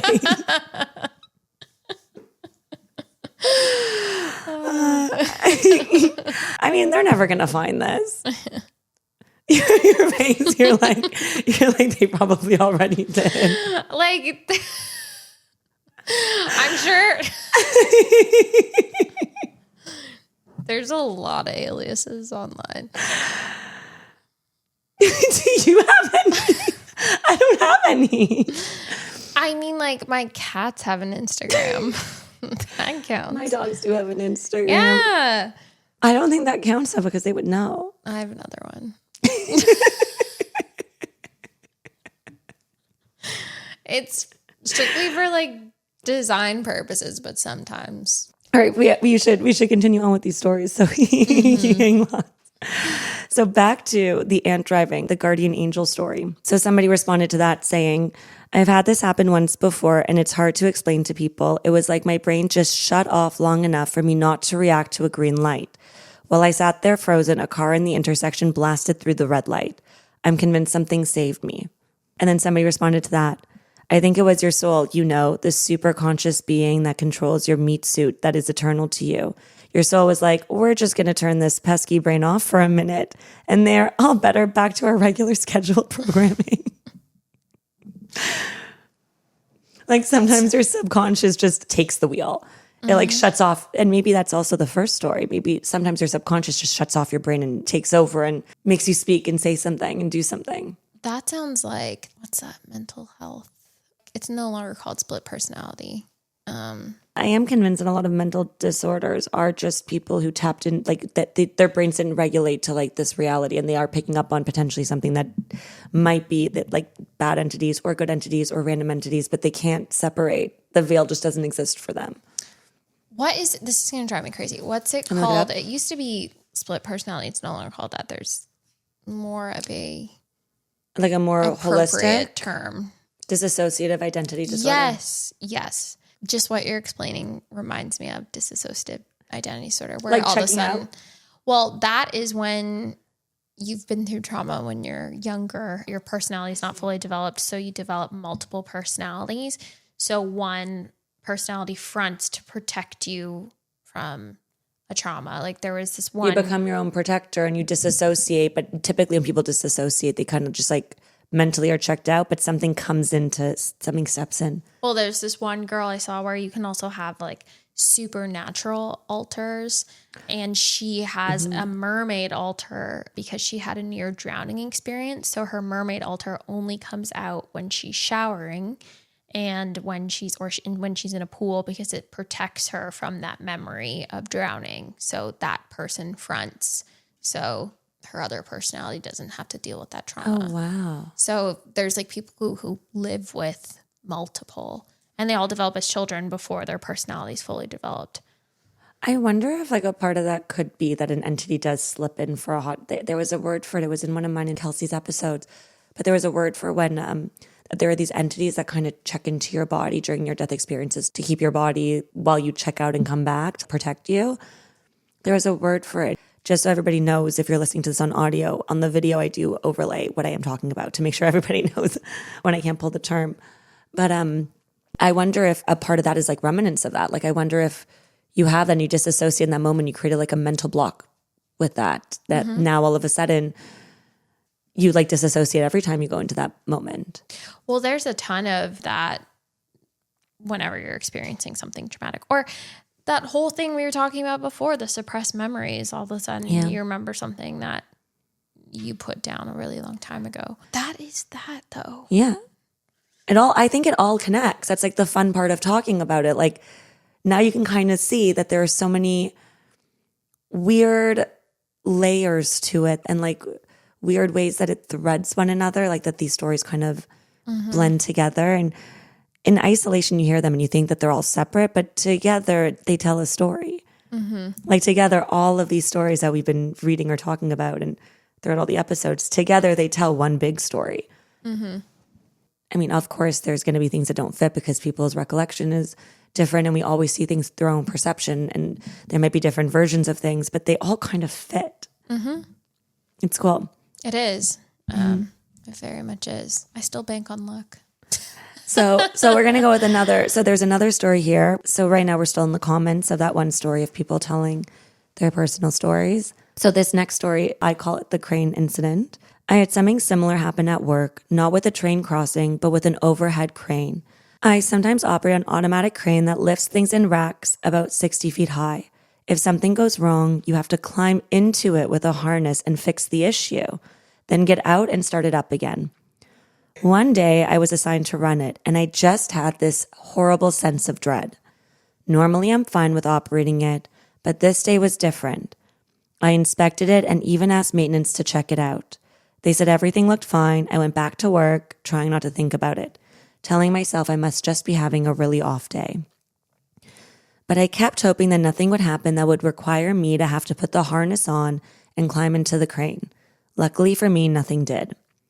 When my shift ended that day, I spoke to the person who was going to take over the crane, and I decided to mention that I had this really weird feeling about it. They said they would look it over. Luckily for them, nothing happened to them either. The next shift, the crane cable snapped. The temp operator who was inside the crane when it happened was thrown out of it. He suffered severe injuries, head trauma, broken ribs, and it's possible that he will never walk again. The Occupational Safety and Health Administration got involved. One of the operators mentioned my feelings before the accident, which I was then drilled about. Thankfully, they ultimately accepted my explanation and ruled that the company was negligent with the crane maintenance and that they were responsible for the accident. So I guess that a lot of people were like, that man knew something was up. And they're like, did you tamper with it? Yeah, that's probably where my head would go too. I'd be like, why is this guy so suspicious? Why does he keep bringing it up? That's like serial killer. It's like you want to be known. But but no, that wasn't it. Not his ticket. Yeah. But it reminds me of the dread that I had the morning of that accident, the day before that accident. It's like you just hope that you're wrong, but it's like that feeling. Gut feeling. Mm-hmm. Yeah, and you end up being right. Another commenter writes, I had a similar situation at a traffic light. I was sitting at a red light and suddenly I got the worst panic attack of my life. The light turned green and I just sat there while people behind me were honking. Then a big rig flew right through the red going 55 miles an hour. If I had gone through the light when it turned green, I would have been gone. As soon as the truck passed, I felt totally fine again. Ooh, I like that one better. Mm-hmm. Well, we don't have to get into it, but... No, I don't mind. There was once a place that we were going to go and you randomly had like this gut feeling and you did have a panic. And I wonder if, who knows, maybe we were not supposed to be there. Mm-hmm. There's certain times too that I feel like when I'm around certain people, I have really bad anxiety. And that's not, it's not necessarily because, I mean, all this ex-boyfriend talk from before, it's not because, you know, you've been through things and that's why. I'm not even talking about those people. It's like people haven't done anything to me and I'm just around them and I feel uneasy. And whether it's their energy or if something bad's going to happen, I don't know what it is, but I've noticed there's certain people like I don't like to hang out with anymore because I'm just like, I don't feel good. I agree. I totally agree. Yeah. I absolutely. And I don't even think it's necessarily like a ode. Is the word ode to the person or like a, it's just, I just think that some people like their energy just feels so off. And in a room with them, I just feel self-conscious. And sometimes it can also switch with somebody where like all of a sudden you just feel really anxious around them. I'm having that recently with somebody that I've like noticed a couple of things and all of a sudden when we're in the same room together, like I just fucking know. Like I just don't want to be in, you know, they claim nothing's, well, it doesn't matter, but you feel it. You just like in your gut, you just know that there's a shift and you just know that your body's just telling you to stay away. Yeah. So it sounds similar in that situation. Yeah. I like that. I like that. Another person writes, this happened when I was about 22. I was pulling out of my driveway, looked both ways, and was about to hit the gas when I suddenly accidentally slammed on the brakes. It felt like my foot moved on its own. A large truck sped past right in front of me. To this day, I have no idea why I slammed on the brakes. And maybe this sounds strange, but in that moment, I had this overwhelming feeling that my grandmother had prayed for me that day. Whether that's true or not, I don't know, but it's just what I felt in that exact moment. That's kind of sweet. That's nice. All those times I rolled my eyes when my grandma prayed. Yeah. No, that's a lot of car incidences. I feel like that's thematic in all of these. So I feel like for me, because mine involved a car, when I was looking into near-death experiences, I was looking for ones that were similar to mine. So the comments may involve cars because that may be the people who are drawn to read this. Drowning too is a big one. I've heard some weird drowning stories too. Yeah. There's a lot of drowning ones. Somebody else writes, I was driving back roads in my town coming up to a blind corner when something in me just said, slow down and get to the far edge of the road. So I did. Seconds later, an SUV came flying around the corner in the middle of the road. If I hadn't slowed down, I'm pretty sure I'd be dead. Somebody writes, I was on the freeway, music blasting, about to change lanes into the fast lane. This was on a 6-lane highway with the 6th lane being the carpool lane. I was moving from the 4th to the 5th lane, which is the fast lane. So just to pause for a second, I imagine 6 lanes. They're in the 4th lane, moving to the 5th lane, and the 6th lane is the carpool lane. So they're moving to the fast lane. I checked my mirrors, checked my blind spot. Everything was clear. I even started to move over and felt the bumps from the lane markers under my tires. Then out of nowhere, I jerked back into my lane for no reason. Almost immediately, some guy came flying across the double yellow carpool line going 90 miles an hour, wanting to pass the car in front of him in the carpool lane that was going about 75 miles an hour. If I completed that lane change, he would have nailed me, the car that he was trying to pass, or both of us. I didn't see him, I didn't hear him, I just stayed put, and it still freaks me out. So I guess in the carpool lane, you can only enter at certain points. Mm-hmm. So they weren't even checking to see if someone was coming from the carpool lane over the double yellow lines. These ones are so hard to explain or think about. It's one of those where once it's luck, twice it's maybe still luck. 3 times it's like, okay, it's still luck. And then it's like, but this is from the same person. No, these are all different. These are all different people. It's like how many lucky people have a voice in their head that tells them to stop at a certain time before we're like, maybe it is luck, but also something else. Like how many lucky people have a voice in their head? My mom and I were in stop and go traffic once, and we got hit by a transport truck. Sorry, what? Go back up for a second. My mom and I were in stop and go traffic on the QEW, and the transport truck behind us, I guess, whatever they were doing, wasn't paying attention. And when we stopped, they didn't, and the truck hit us. And one of my girlfriends and her mom were supposed to come shopping with us that day, and last minute they decided not to. And our car got so squished by this truck that had my girlfriend and I been in the back seat, we would have been really injured. And the whole car was like a write-off. Luckily, because it was stop and go traffic, the truck wasn't going very fast. But I remember when it happened, my mom veered off. We were in the middle lane of a 3 or 4 lane highway, and she veered off of the road, managed somehow in stop and go traffic, very congested, heavy Toronto traffic, veered off of the road, managed to not hit a single other car, and then parked our car on the side of the highway. And then the whole transport truck, from the weight of hitting us, the whole cab behind it slid across the lane beside, and it didn't hit any other cars either. It's very weird. That reminds me of a story from one of the earlier episodes. It's the Sunset Boulevard story where somebody was driving home and I guess there was this turn that you can't really see, it's bad visibility, and all of a sudden there was a car just stopped in a way that they couldn't avoid, and there was no way to avoid this car, and they just remember spinning out, and then they landed perfectly in the opposite direction somehow and didn't hit the car. And there was a couple of people who commented that they knew the bend, and they're like, I have no idea how I didn't hit that car. I have no idea how I didn't go off the edge. I have no idea how I didn't hit that median. And it was also, he's like, my car was just perfectly placed going the opposite way after I spun out.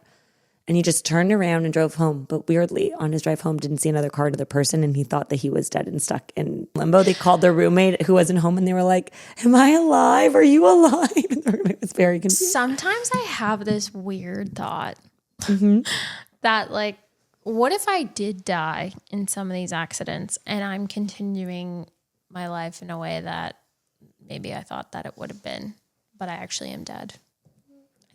But I think sounds so no, strange. But you're preaching to the choir, babe. you're speaking to somebody who literally says that. I think that I mean, it's weird because I will also accept that it could be head trauma. I will also accept that, and that the brain does mysterious things, but there's just such weird things that happen in those moments that you're like, maybe I did die. But I just think we're always dying.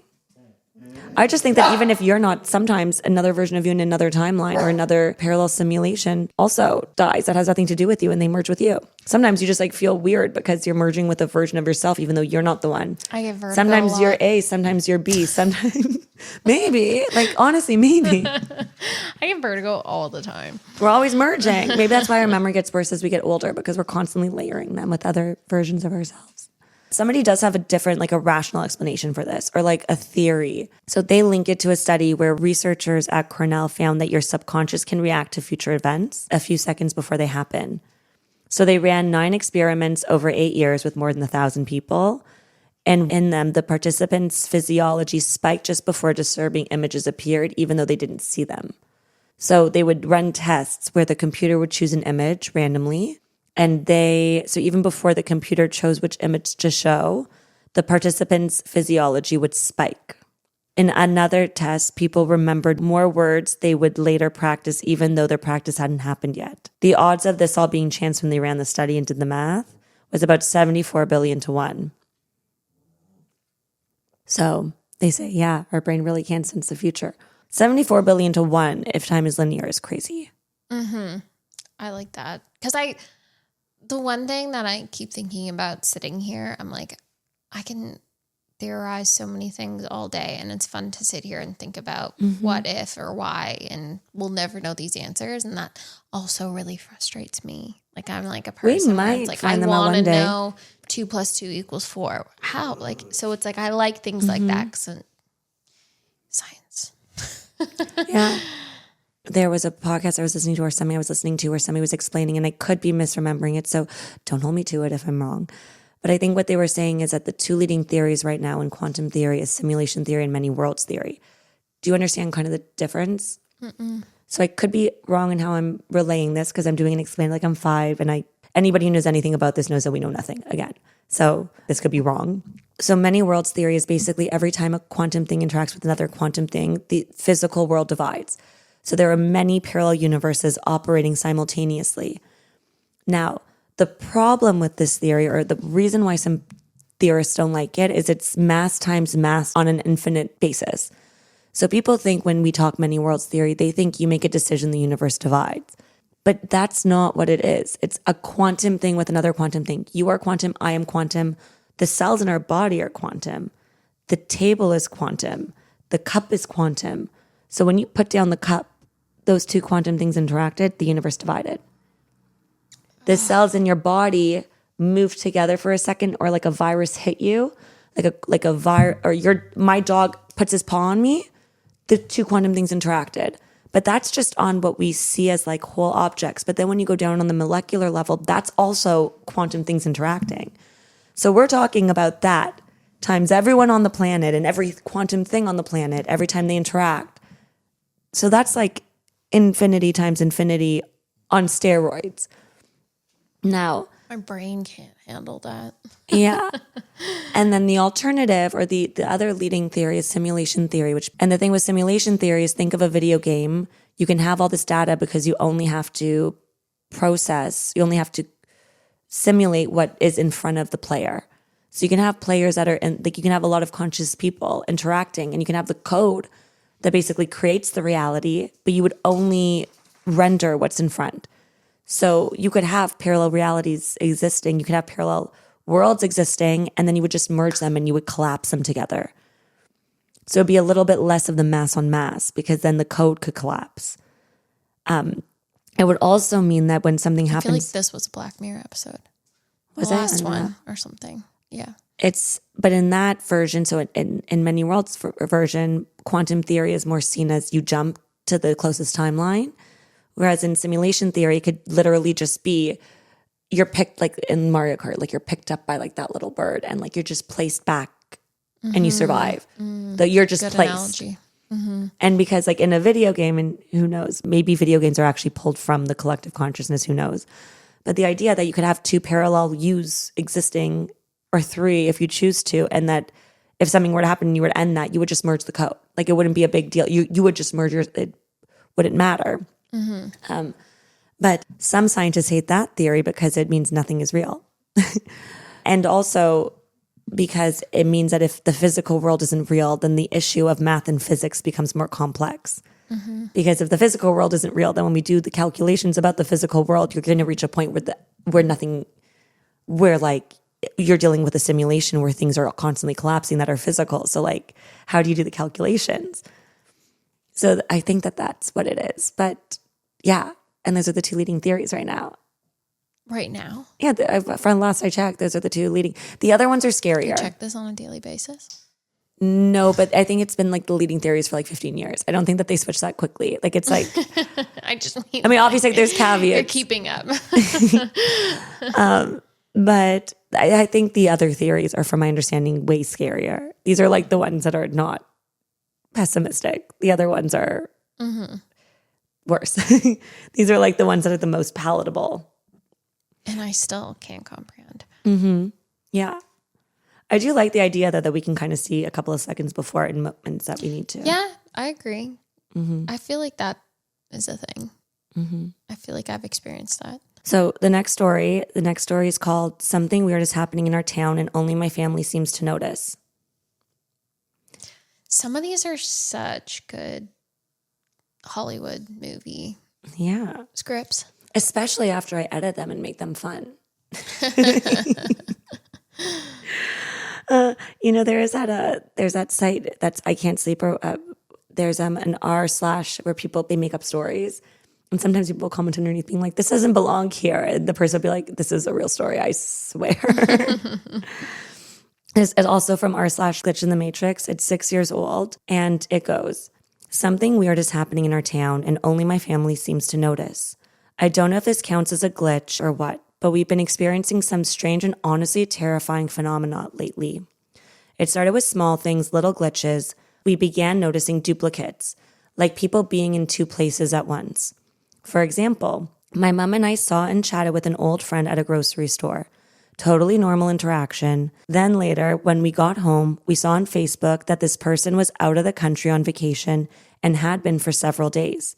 They had no memory of speaking to us either. Another time, my mother and my brother were leaving a doctor's office when they saw this older woman walk in. Crazy looking, smelled, tattered clothing, started to talk to the receptionist. While she was talking, my mom and brother got into the elevator, rode it down from the 3rd floor to the lobby, and when the doors opened, the same woman was standing there waiting for the elevator to go up. Then it got weirder. Sometimes it was events, like something airing live on Facebook that we'd already seen days before, or a kid celebrating their birthday twice with the exact same party and the exact same photos.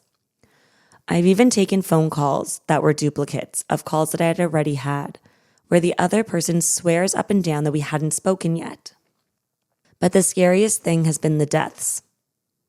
There have been 4 deaths in our community, people who were very well known and influential, and every single one of them has died twice. We'll hear about their death, see the RIP posts all over Facebook, the fundraisers for the funeral, even see cars parked outside the church or the funeral home. And then a week or two later, exact same person dies again. More RIP posts, another fundraiser, another funeral. And the creepiest part, only our family seems to notice this. My mother, my siblings, and my 2 kids. No one else reacts like this, and it feels so strange. We have no idea what's happening, and honestly, it's really starting to scare us. Does anyone know what could be causing this, or how we're supposed to deal with it? Because we are truly freaked out. That's so weird. Mm-hmm. Do you ever feel like sometimes when stuff's happening to you and it feels so off and you're just like, how, why, when, what, who, why is this happening? Yeah. And there's that Jim Carrey movie. I forget what it's called, but he's like, Is it the one where he's being watched? he's on like a TV show. Uh-huh. Yeah. And sometimes I think like, is someone fucking with me for fun? Like, am I being recorded? Honestly, maybe sometimes the entities are. Maybe sometimes our guides are.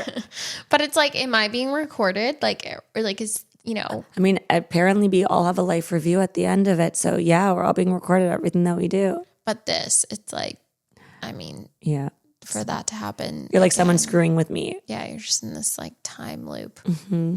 There were a lot of commenters here who were basically saying, and some of these people are like, check your carbon monoxide, check your gas, especially if you all live in the same house. Although I think OP in this had said that they don't live in the same house. But even then, to have the same hallucination would be odd, or like the same interactions. I mean, of course, there's false memories, but that is the first go-to because always check your health first. Mm-hmm. But then we have one commenter who writes, what's your approximate location right now? I hope it's not Chicago, Nippon, or anywhere near Rosemont. Please seriously advise. Because in that area, there have been multiple Mothman sightings in the past 6 weeks. What's a Mothman? I don't know. We're going to look it up very quickly on Google in a hot second. I'm curious too. And where Mothman goes, other phenomena follows. Things like time slips, parallel errors, they're indicators of mass events forming around an epicenter. Usually that means something big is coming, something catastrophic, hopefully not atomic or tectonic in origin, but honestly the details of your post point in that direction. Look up Fukushima Mothman if you don't believe me. Here's what researchers are starting to theorize. Massive energy events like large-scale explosions or tectonic shifts don't just impact the moment that they happen.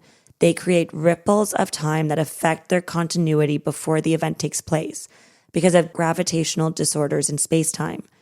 Basically, think of an event as a gravitational matrix. It doesn't just pull matter and energy, it pulls on consciousness. It wraps our metaphysical sense of linear time and blends reality until it finally stabilizes. Anyone else need to drink right now? Because I do. Well, how do you explain? Like a minute. What's a Mothman? Yeah. Search up Mothman. But then also, how do you explain deja vu? Basically, I think that what they're saying is that when an energy event happens, time becomes distorted in that area. And if there's a lot of really big ones, it means a big event is coming. And if it's like mini ones, it could be like mini events, I guess, or mini energy. I'm just saying that it's like deja vu, but on a larger scale. Where it's just like, I've lived this before. This is like an actual mythical creature. Like Slender Man. It looks like those gargoyles that people see. I hate moths. They're so gross. I mean, I wasn't expecting it to literally be a giant Mothman. But I feel like you're just looking at imagery, so that makes sense. The Mothman is a legendary creature or cryptic associated with the Point Pleasant, West Virginia and surrounding area. It's described as a large winged humanoid figure with glowing red eyes. Sightings of the Mothman were particularly prevalent in the mid-1960s, and the creature has become a part of local folklore. I don't know. Seems like somebody really took Halloween seriously, and then everybody got very confused. I know what I'm being for Halloween this year. Oh my God. That would actually be fun. Yeah. That's but like Mothman. This commenter literally writes, there were sightings of Mothman. Who was seeing him? I was going to say, if I saw a big giant moth, I'd be calling the police. I wouldn't be like, uh-oh.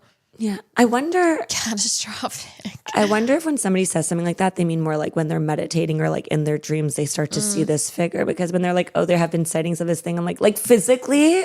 Yeah. Or like sometimes when people talk about these creatures is in more of a, like when they're meditating, maybe people are like, oh, this creature has started coming up in my meditation in that area. Mm-hmm. And that's indicative of something happening in that area.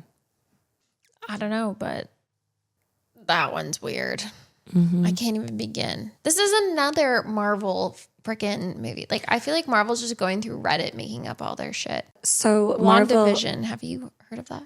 Seen it? Yes, of course. Well, I mean, I don't remember movies. It's a show, and she just keeps this town under her own reality. And each episode, she moves through a different era. It starts in the 50s, and then it's the 60s, and then it's the 70s, and it's just this town's in this little bubble. Oh, I remember. I know what you're talking about.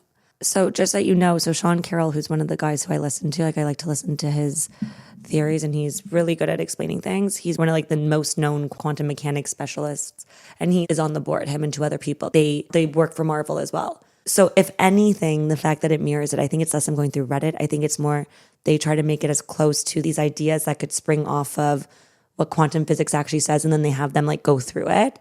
Mm-hmm. So if anything, the fact that you're this reminds me of it, it makes me think, oh, so it fits. Yeah. It fits with what Sean Carroll was telling them to do in order to have it. I didn't know that.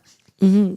So I just looked him up right now, but it's, he's Sean Carroll, Marvel Cinematic Universe. He's a research professor who helps with the scripts. And how many times have I brought up Marvel? Yeah. In this chat. There was somebody who said that once a theory makes it into the collective consciousness, where a 7-year-old kind of understands it because it's that's when it starts to be okay, maybe this is real. Aliens in the 30s, the idea of a creature coming from the sky. Mm-hmm. But now it's oh yeah, aliens, of course. All these movies. What was the first alien movie? Was it X-Files or Mars Attacks? Maybe, but you start to see it creep in. The first movie about quantum theory, it's what was the first movie about quantum theory? Mm-hmm. Ooh. Somebody now else, I have to go back and watch all these movies. Yeah.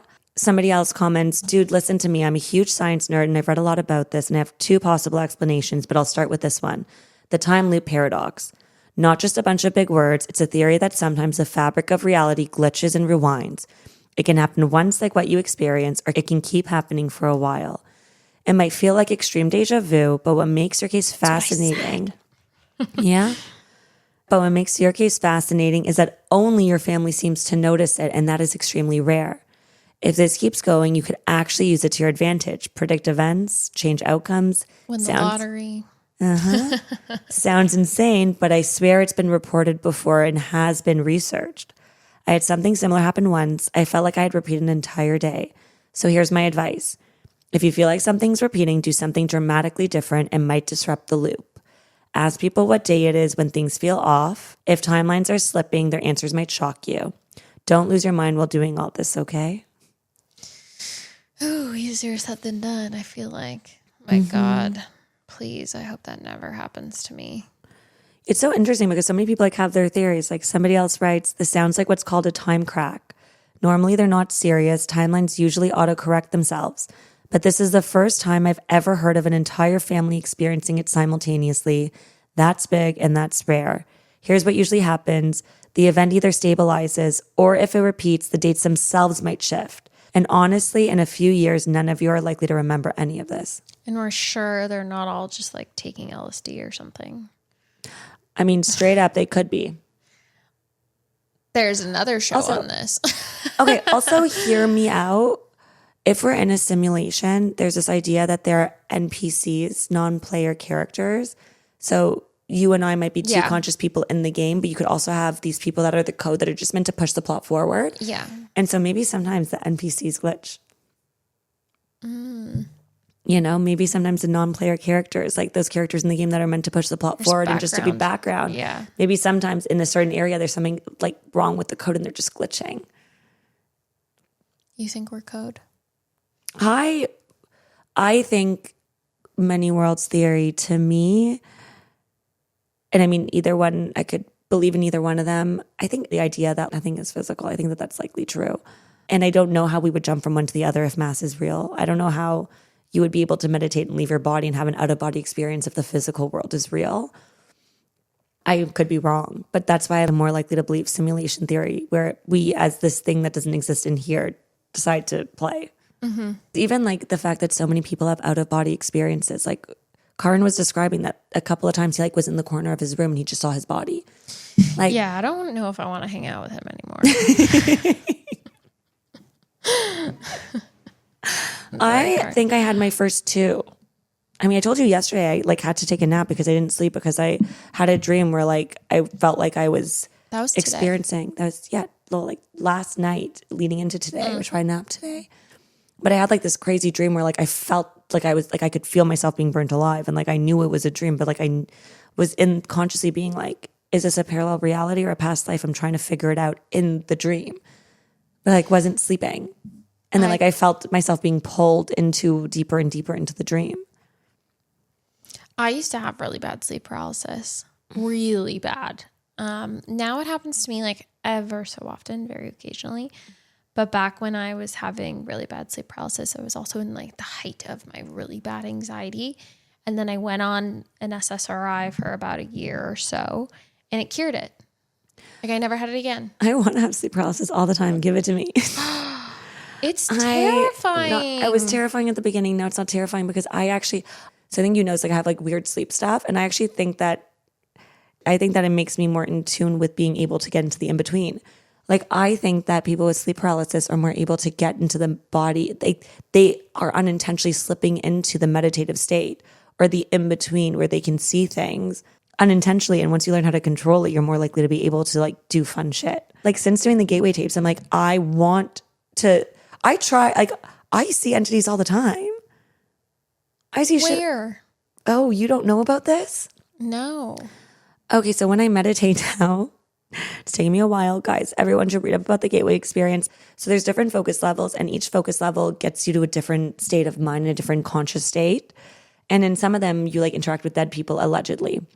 But there are tons of stories of people like being able to independently verify what they've heard from people. I remember a story that was on, and he was writing like all the things that they've done, all the things that has happened to them since doing the tape. And when they reached, I think it's level 21, they were brought to a house where their wife's late father was. And then it turns out it was their old childhood home that he had never seen a photo of because it burnt down with all their stuff inside. He sees his wife's late father and he gives him a tour of the house and he opens up on the mantle like a box of photos and he starts showing photos. And apparently him and this father had a really bad relationship and the father wasn't able to speak to him, but telepathically just knew what he was saying. And he took him around the house and showed him stuff of the wife and showed him photos. And the next day when he went to his wife and told her about the experience, or when he got out of it, she was crying because he could not have possibly known about this mantle. How would he have known to describe these photos from her childhood? And it was very jarring, not jarring, but like comforting because he said it was an interaction where he told me that actually we were good. And that was something that his wife always struggled with, was the fact that the father and him never got fully along and the father never accepted him. But he's like, now that that's verified, I don't think I want to go back to that focus level ever again and interact with them. Like people, he's like, no. But there's tons of stories about people doing stuff like that. And so now, I have aphantasia, so I can't see in my brain. And I also can't manipulate things when I see them, but I see things sometimes. I see like cool things sometimes. I see figures. One of the first things I started seeing was I could see the sky through my room. I could see all the stars, and every time I moved my head or anything and I'd move around, all the stars would stay. And this is in a meditative state. Yes. At this point, if I move a little, but I don't knock myself out of it, I've done it. And I love meditating. I float. It feels like you're like floating in a bath. Sometimes I see people and I try to figure out who they are because I don't recognize them. And I see them, they like come towards me. Mm-hmm. Recently, I think I left my body. I was trying to do that. And I like zoomed out. Somebody pulled me out. And I was like, is this a lucid dream? I can't tell. Let me try to go somewhere. But then I looked down and my room was different. It was almost like X-ray. And like I had a chandelier on my ceiling. I'm like, I don't have a chandelier in my bedroom, so this must be a lucid dream. Mm-hmm. And then, so I didn't go anywhere. And then when I woke up the next day, I looked into it and I was talking to ChatGPT and reading studies. And no, apparently people who go out of their body, they describe seeing it's a reality layered on top of ours that isn't the same. Mm. It has echoes of time, of the future and the past. So there are things in the rooms that don't exist in your version of it. Mm-hmm. So people describe seeing mirrors in opposite rooms or like things being backwards.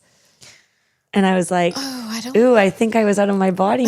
But when you start doing stuff like that, you're like, okay, so it's the idea of the physical world in general being a concrete thing is less. I don't know that I buy it. Mm-hmm. I don't like lucid dreaming. The past life regression therapy I've been doing, Brian Wise's, it's online if anyone is interested, has been fun. I keep on dying, but it's been fun. There's so many things I have not tried. Which is maybe why I'm not afraid of death, because these past life regression therapies I've been doing are... Keep dying. Oh my God. I guess I don't know. I don't know if I should open that. See, I'm very content with feeling normal. And like, that's why I don't like drugs. Yeah, I'm not good at drugs. Anything that makes me feel like You're I'm not not grounded myself or not in control of myself, I don't like. But the funny thing is, I feel very in control of myself in those moments. Like the past life regression therapies. Panic. I'd fucking panic. But then you just open up your eyes and like you shake yourself out of it. Like no, you can always but that's leave like, it. It's not an entry point that you're in and like you can't escape. I guess that's like sleep paralysis, but in sleep paralysis, when you feel like I'm never going to get out of this, I hate that feeling. It's because you can't control it, which is kind of the crazy part. But then you can control it because as long as I think, if I like really focus and I'm like, okay, this is not real, wiggle your big toe. Yeah. And then that's always how I come out of it. The only way I can come out of sleep paralysis is by wiggling my toes or focusing on wiggling my toes. So to be clear, when you do the gateway tapes, it's like a lesson plan almost. You go in progression and he teaches you things to do, like things to say in your head and say when you want to get out of it. And like now I'm more comfortable, so I don't really, but when you're starting to do it, that is all something that you are taught before you like jump into the deep end. You're also like taught how to create a protective bubble around you that bad entities ideally can't get into. Oh my God. See, all of this just reminds me of movies and shows. Like which one's this one's like Insidious. But I also think that a lot of that is a lot of writers pull from the collect. I think that actually a lot of that is, creatives can tap into something and what came first. I've been so deaf. I'm just walking around living my life like a normie. But Meanwhile, but also if it's a simulation, it is possible that the writers are maybe writing the spiritual world into our existence by writing it so many times. or you're saying there's a puppet master. I'm saying what came first, the chicken or the egg? Maybe we are able to code it. So maybe all these movies and stuff are creating that this could happen. Or maybe they're pulling from the collective consciousness that it's possible and write a movie about it. I mean, yeah, how are all these creative people so creative? They have to be getting their inspo from somewhere. I didn't know that like Edward Allan Poe wrote a story about a shipwreck and how the people had to start eating the cabin boy and he had a very particular name and years later that happened. It's like, did he maybe write it into existence? Or did he have the ability to tap into potentially a different timeline and he just pulled it? Like, did he have the ability to pull something that was happening into his brain even though it hadn't happened yet? And I don't know the answer. It could be one or the other. I kind of prefer the version where he's pulling from reality because the idea that horror movie writers could just write out a reality kind of scares the shit out of me. Ooh, yeah. There'd be a lot of bad going on. Yeah. Okay, we'll do one more story. And then we will wrap up because it is now so late because we had so many. I'm slowly dying. I know, me too. And I'm even like going back. We'll get through this one just to wrap up with 4 stories. I think 4 stories is good. I think we did 4, no? No, we did 3. I have them written out. Oh, okay. We did like a couple of the mini ones. We've just talked a lot. We'll do this story and it has no comments. And then we'll wrap up. Okay. So on July 16th, 2008, a woman named Lorinda Gracia Gordo posted a comment on an online forum asking for help. The post was translated from Spanish to English. She wrote, "Hello, my name is Luz. I'm 41 years old, and I think I jumped into a parallel universe. I know how it sounds. I find it hard to even write this because everyone will think I'm psychotic and that I've lost my mind. But I swear this is real. Please, if anyone has ever gone through something similar, write to me. One day I woke up and everything was different. Nothing spectacular, not like time travel, not a movie, no flashing lights, but things had changed. I woke up on the same day, the same year I went to bed, but enough was different for me to know that at some point something had shifted. If this is a dream, then all of you reading this are a part of it true, and if you reply, then I guess you're in this reality with me, dream or not. 4 months ago, I woke up in what should have been a normal morning. I was in my rental house, the same one I'd lived in for 7 years. Everything looked the same, except the set of sheets on my bed. They were different. That was strange, but I didn't think much of it. I got ready for work as usual. My office was in the same location as it had been for 20 years. My car was parked in the usual spot. Everything felt normal until I got to the office. It wasn't my office anymore. The name on the door wasn't mine. At first, I thought I had the wrong floor. But no, it was the right floor, but my name wasn't on the door. I checked the wireless directory in my building. My name was there, but it was listed in a different apartment, reporting to a director I didn't even know. I panicked, told him I was sick, and left. Everything in my bag was the same, my cards, my ID. Nothing had changed. I went to medical insurance thinking that maybe something was wrong with me. They tested me for drugs, alcohol. Everything came back clean. The next day, I went to work and I told them I wasn't feeling well. They accepted it, but I was out of place. My apartment, the exact same. All my papers, the same. I thought maybe I had amnesia, maybe I was missing something, but no. The data online was what it should be. News headlines, the major ones matched, but something was off. Here's where it gets even stranger. 6 months ago, I broke up with my partner of 7 years. I'd started seeing someone new, a guy in my neighborhood. We had been together for 4 months. I knew his name, his address, where he worked, the name of his son, even the school his son attended. Now, the guy doesn't exist. Not only does he not exist, I hired a private detective to find him, and there's no trace. No record. He never lived where I remember him living. His son, he doesn't exist either. I went to a psychiatrist. They told me it was stress, that I must have been hallucinating. But I know what's real. My ex-boyfriend, the one I left 6 months ago, is with me again as if we never broke up, as if nothing happened. And it's not just him. My family doesn't remember things that I clearly recall, like my sister having shoulder surgery a few months ago. She had never had surgery in this reality.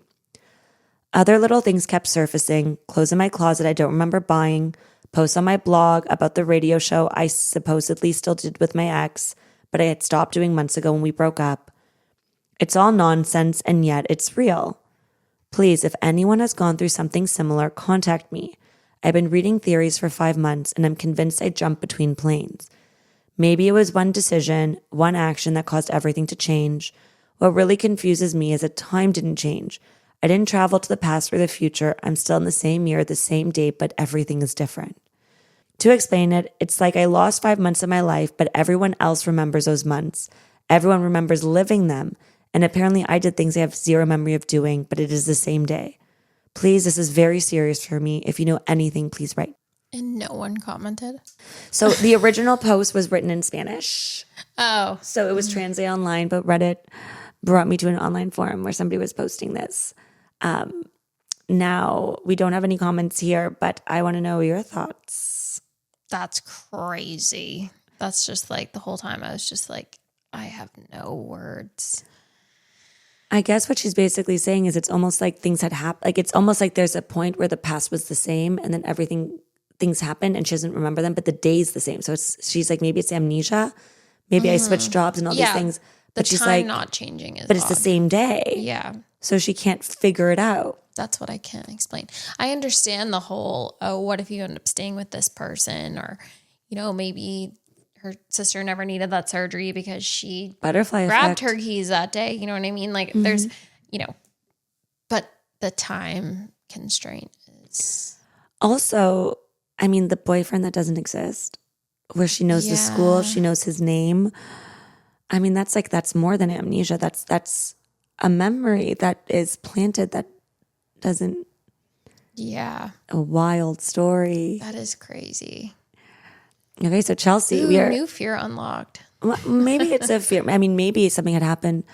So don't you think you'd hate to wake up and not be in the life that you had? I think it happens all the time where we merge, but usually there's like a little bit of jarringness. And I think usually we merge. Eventually we have some anxiety and we merge. I think sometimes it's too different and we can't sync up. Like there are too many things that we remember that don't fit and we merge to a reality that's too far from our own and we feel like we're losing our mind and we can't figure out how to sync it. And I think to some extent we use head trauma as a way to override that, or, amnesia as a way to override that because we can't figure it out because we have to go about living. But I think that there are some times that some people search for answers that are different than that. And that's like this lady. I think it happens more often than we think. Oh, God, that's a nightmare, though. I would not like to wake up and experience like, oh, I'm still with my shitty ex-boyfriend. I literally, in my head, I was like, oh my God, I cannot imagine if I woke up. And I mean, it's been a long enough time, but yeah, I'm thinking about particular people. And when I know.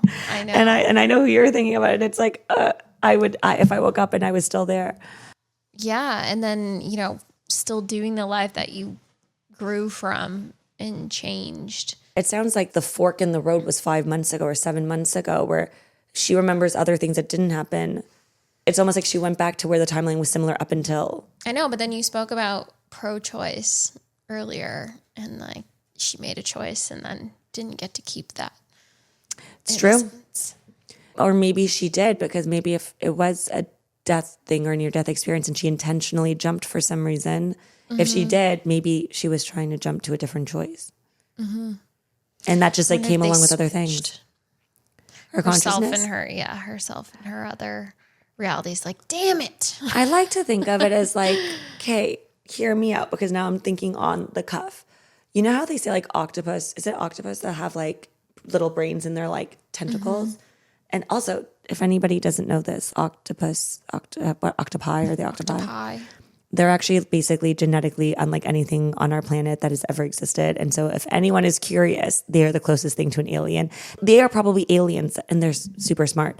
That came here. I actually will never eat an octopus. I just think they're way too smart and beautiful. They're incredibly intelligent. Yeah. I'm convinced of this. I mean, it's like a fun theory. I'm not actually convinced, but what if that was like a version of an alien or a type of alien that like we discovered and we couldn't communicate with them, so we started eating them? And they're like, fuck those humans, and we're not going to help them at all. Ew. Because like genetically, they can't figure out how they could possibly be from Earth, like how they could possibly be from this planet. God, there's so much Googling I need to do after this. Yeah, but you know how like there's this idea that they have a nucleus, but they're like one of those where are they the only species that has mini brains that are all connected to the major brain, but they all are mini brains having different experiences? Like, I wonder if that's our consciousness. Like, we have parallel, and like we're all connected to the same brain. So if we merge, it's still the same brain operating us. It's just we're like slowly merging with the other little tentacles. So we're all ancestors of octopus. Maybe they're just a reflection of what we are. And then maybe if you zoom out, then like at a certain point you get to how we're all connected. Mm-hmm. So how are you feeling after everything? Was this at all what you expected it to be? We took a lot of side roads to get here. We did. A lot of discussions, but no, I mean, it's all fascinating. Like I said, I think from what I first said when I sat down, I don't know what I believe, but I find it all fascinating. I love a good story. I love a good flick, and I enjoy it. Do I believe all of it? I mean, I don't know. Yeah. It's hard for me to theorize. I mean, you're very good at it, and you can tap into that part, and I just kind of like to tilt my head and you're like, that kind of makes sense, and then afterwards you're like, I have to go home and Google it. No, yeah. Oh, I have to. I have to Google it. I have to find answers. To be clear, it's not something that like I picked up on one day. Like I like listened to so many different people talk about it who were a hell of a lot smarter than me, and I still I can only scratch the surface of even talking about these things, and I'm probably wrong half the time. But have you done a lot of those?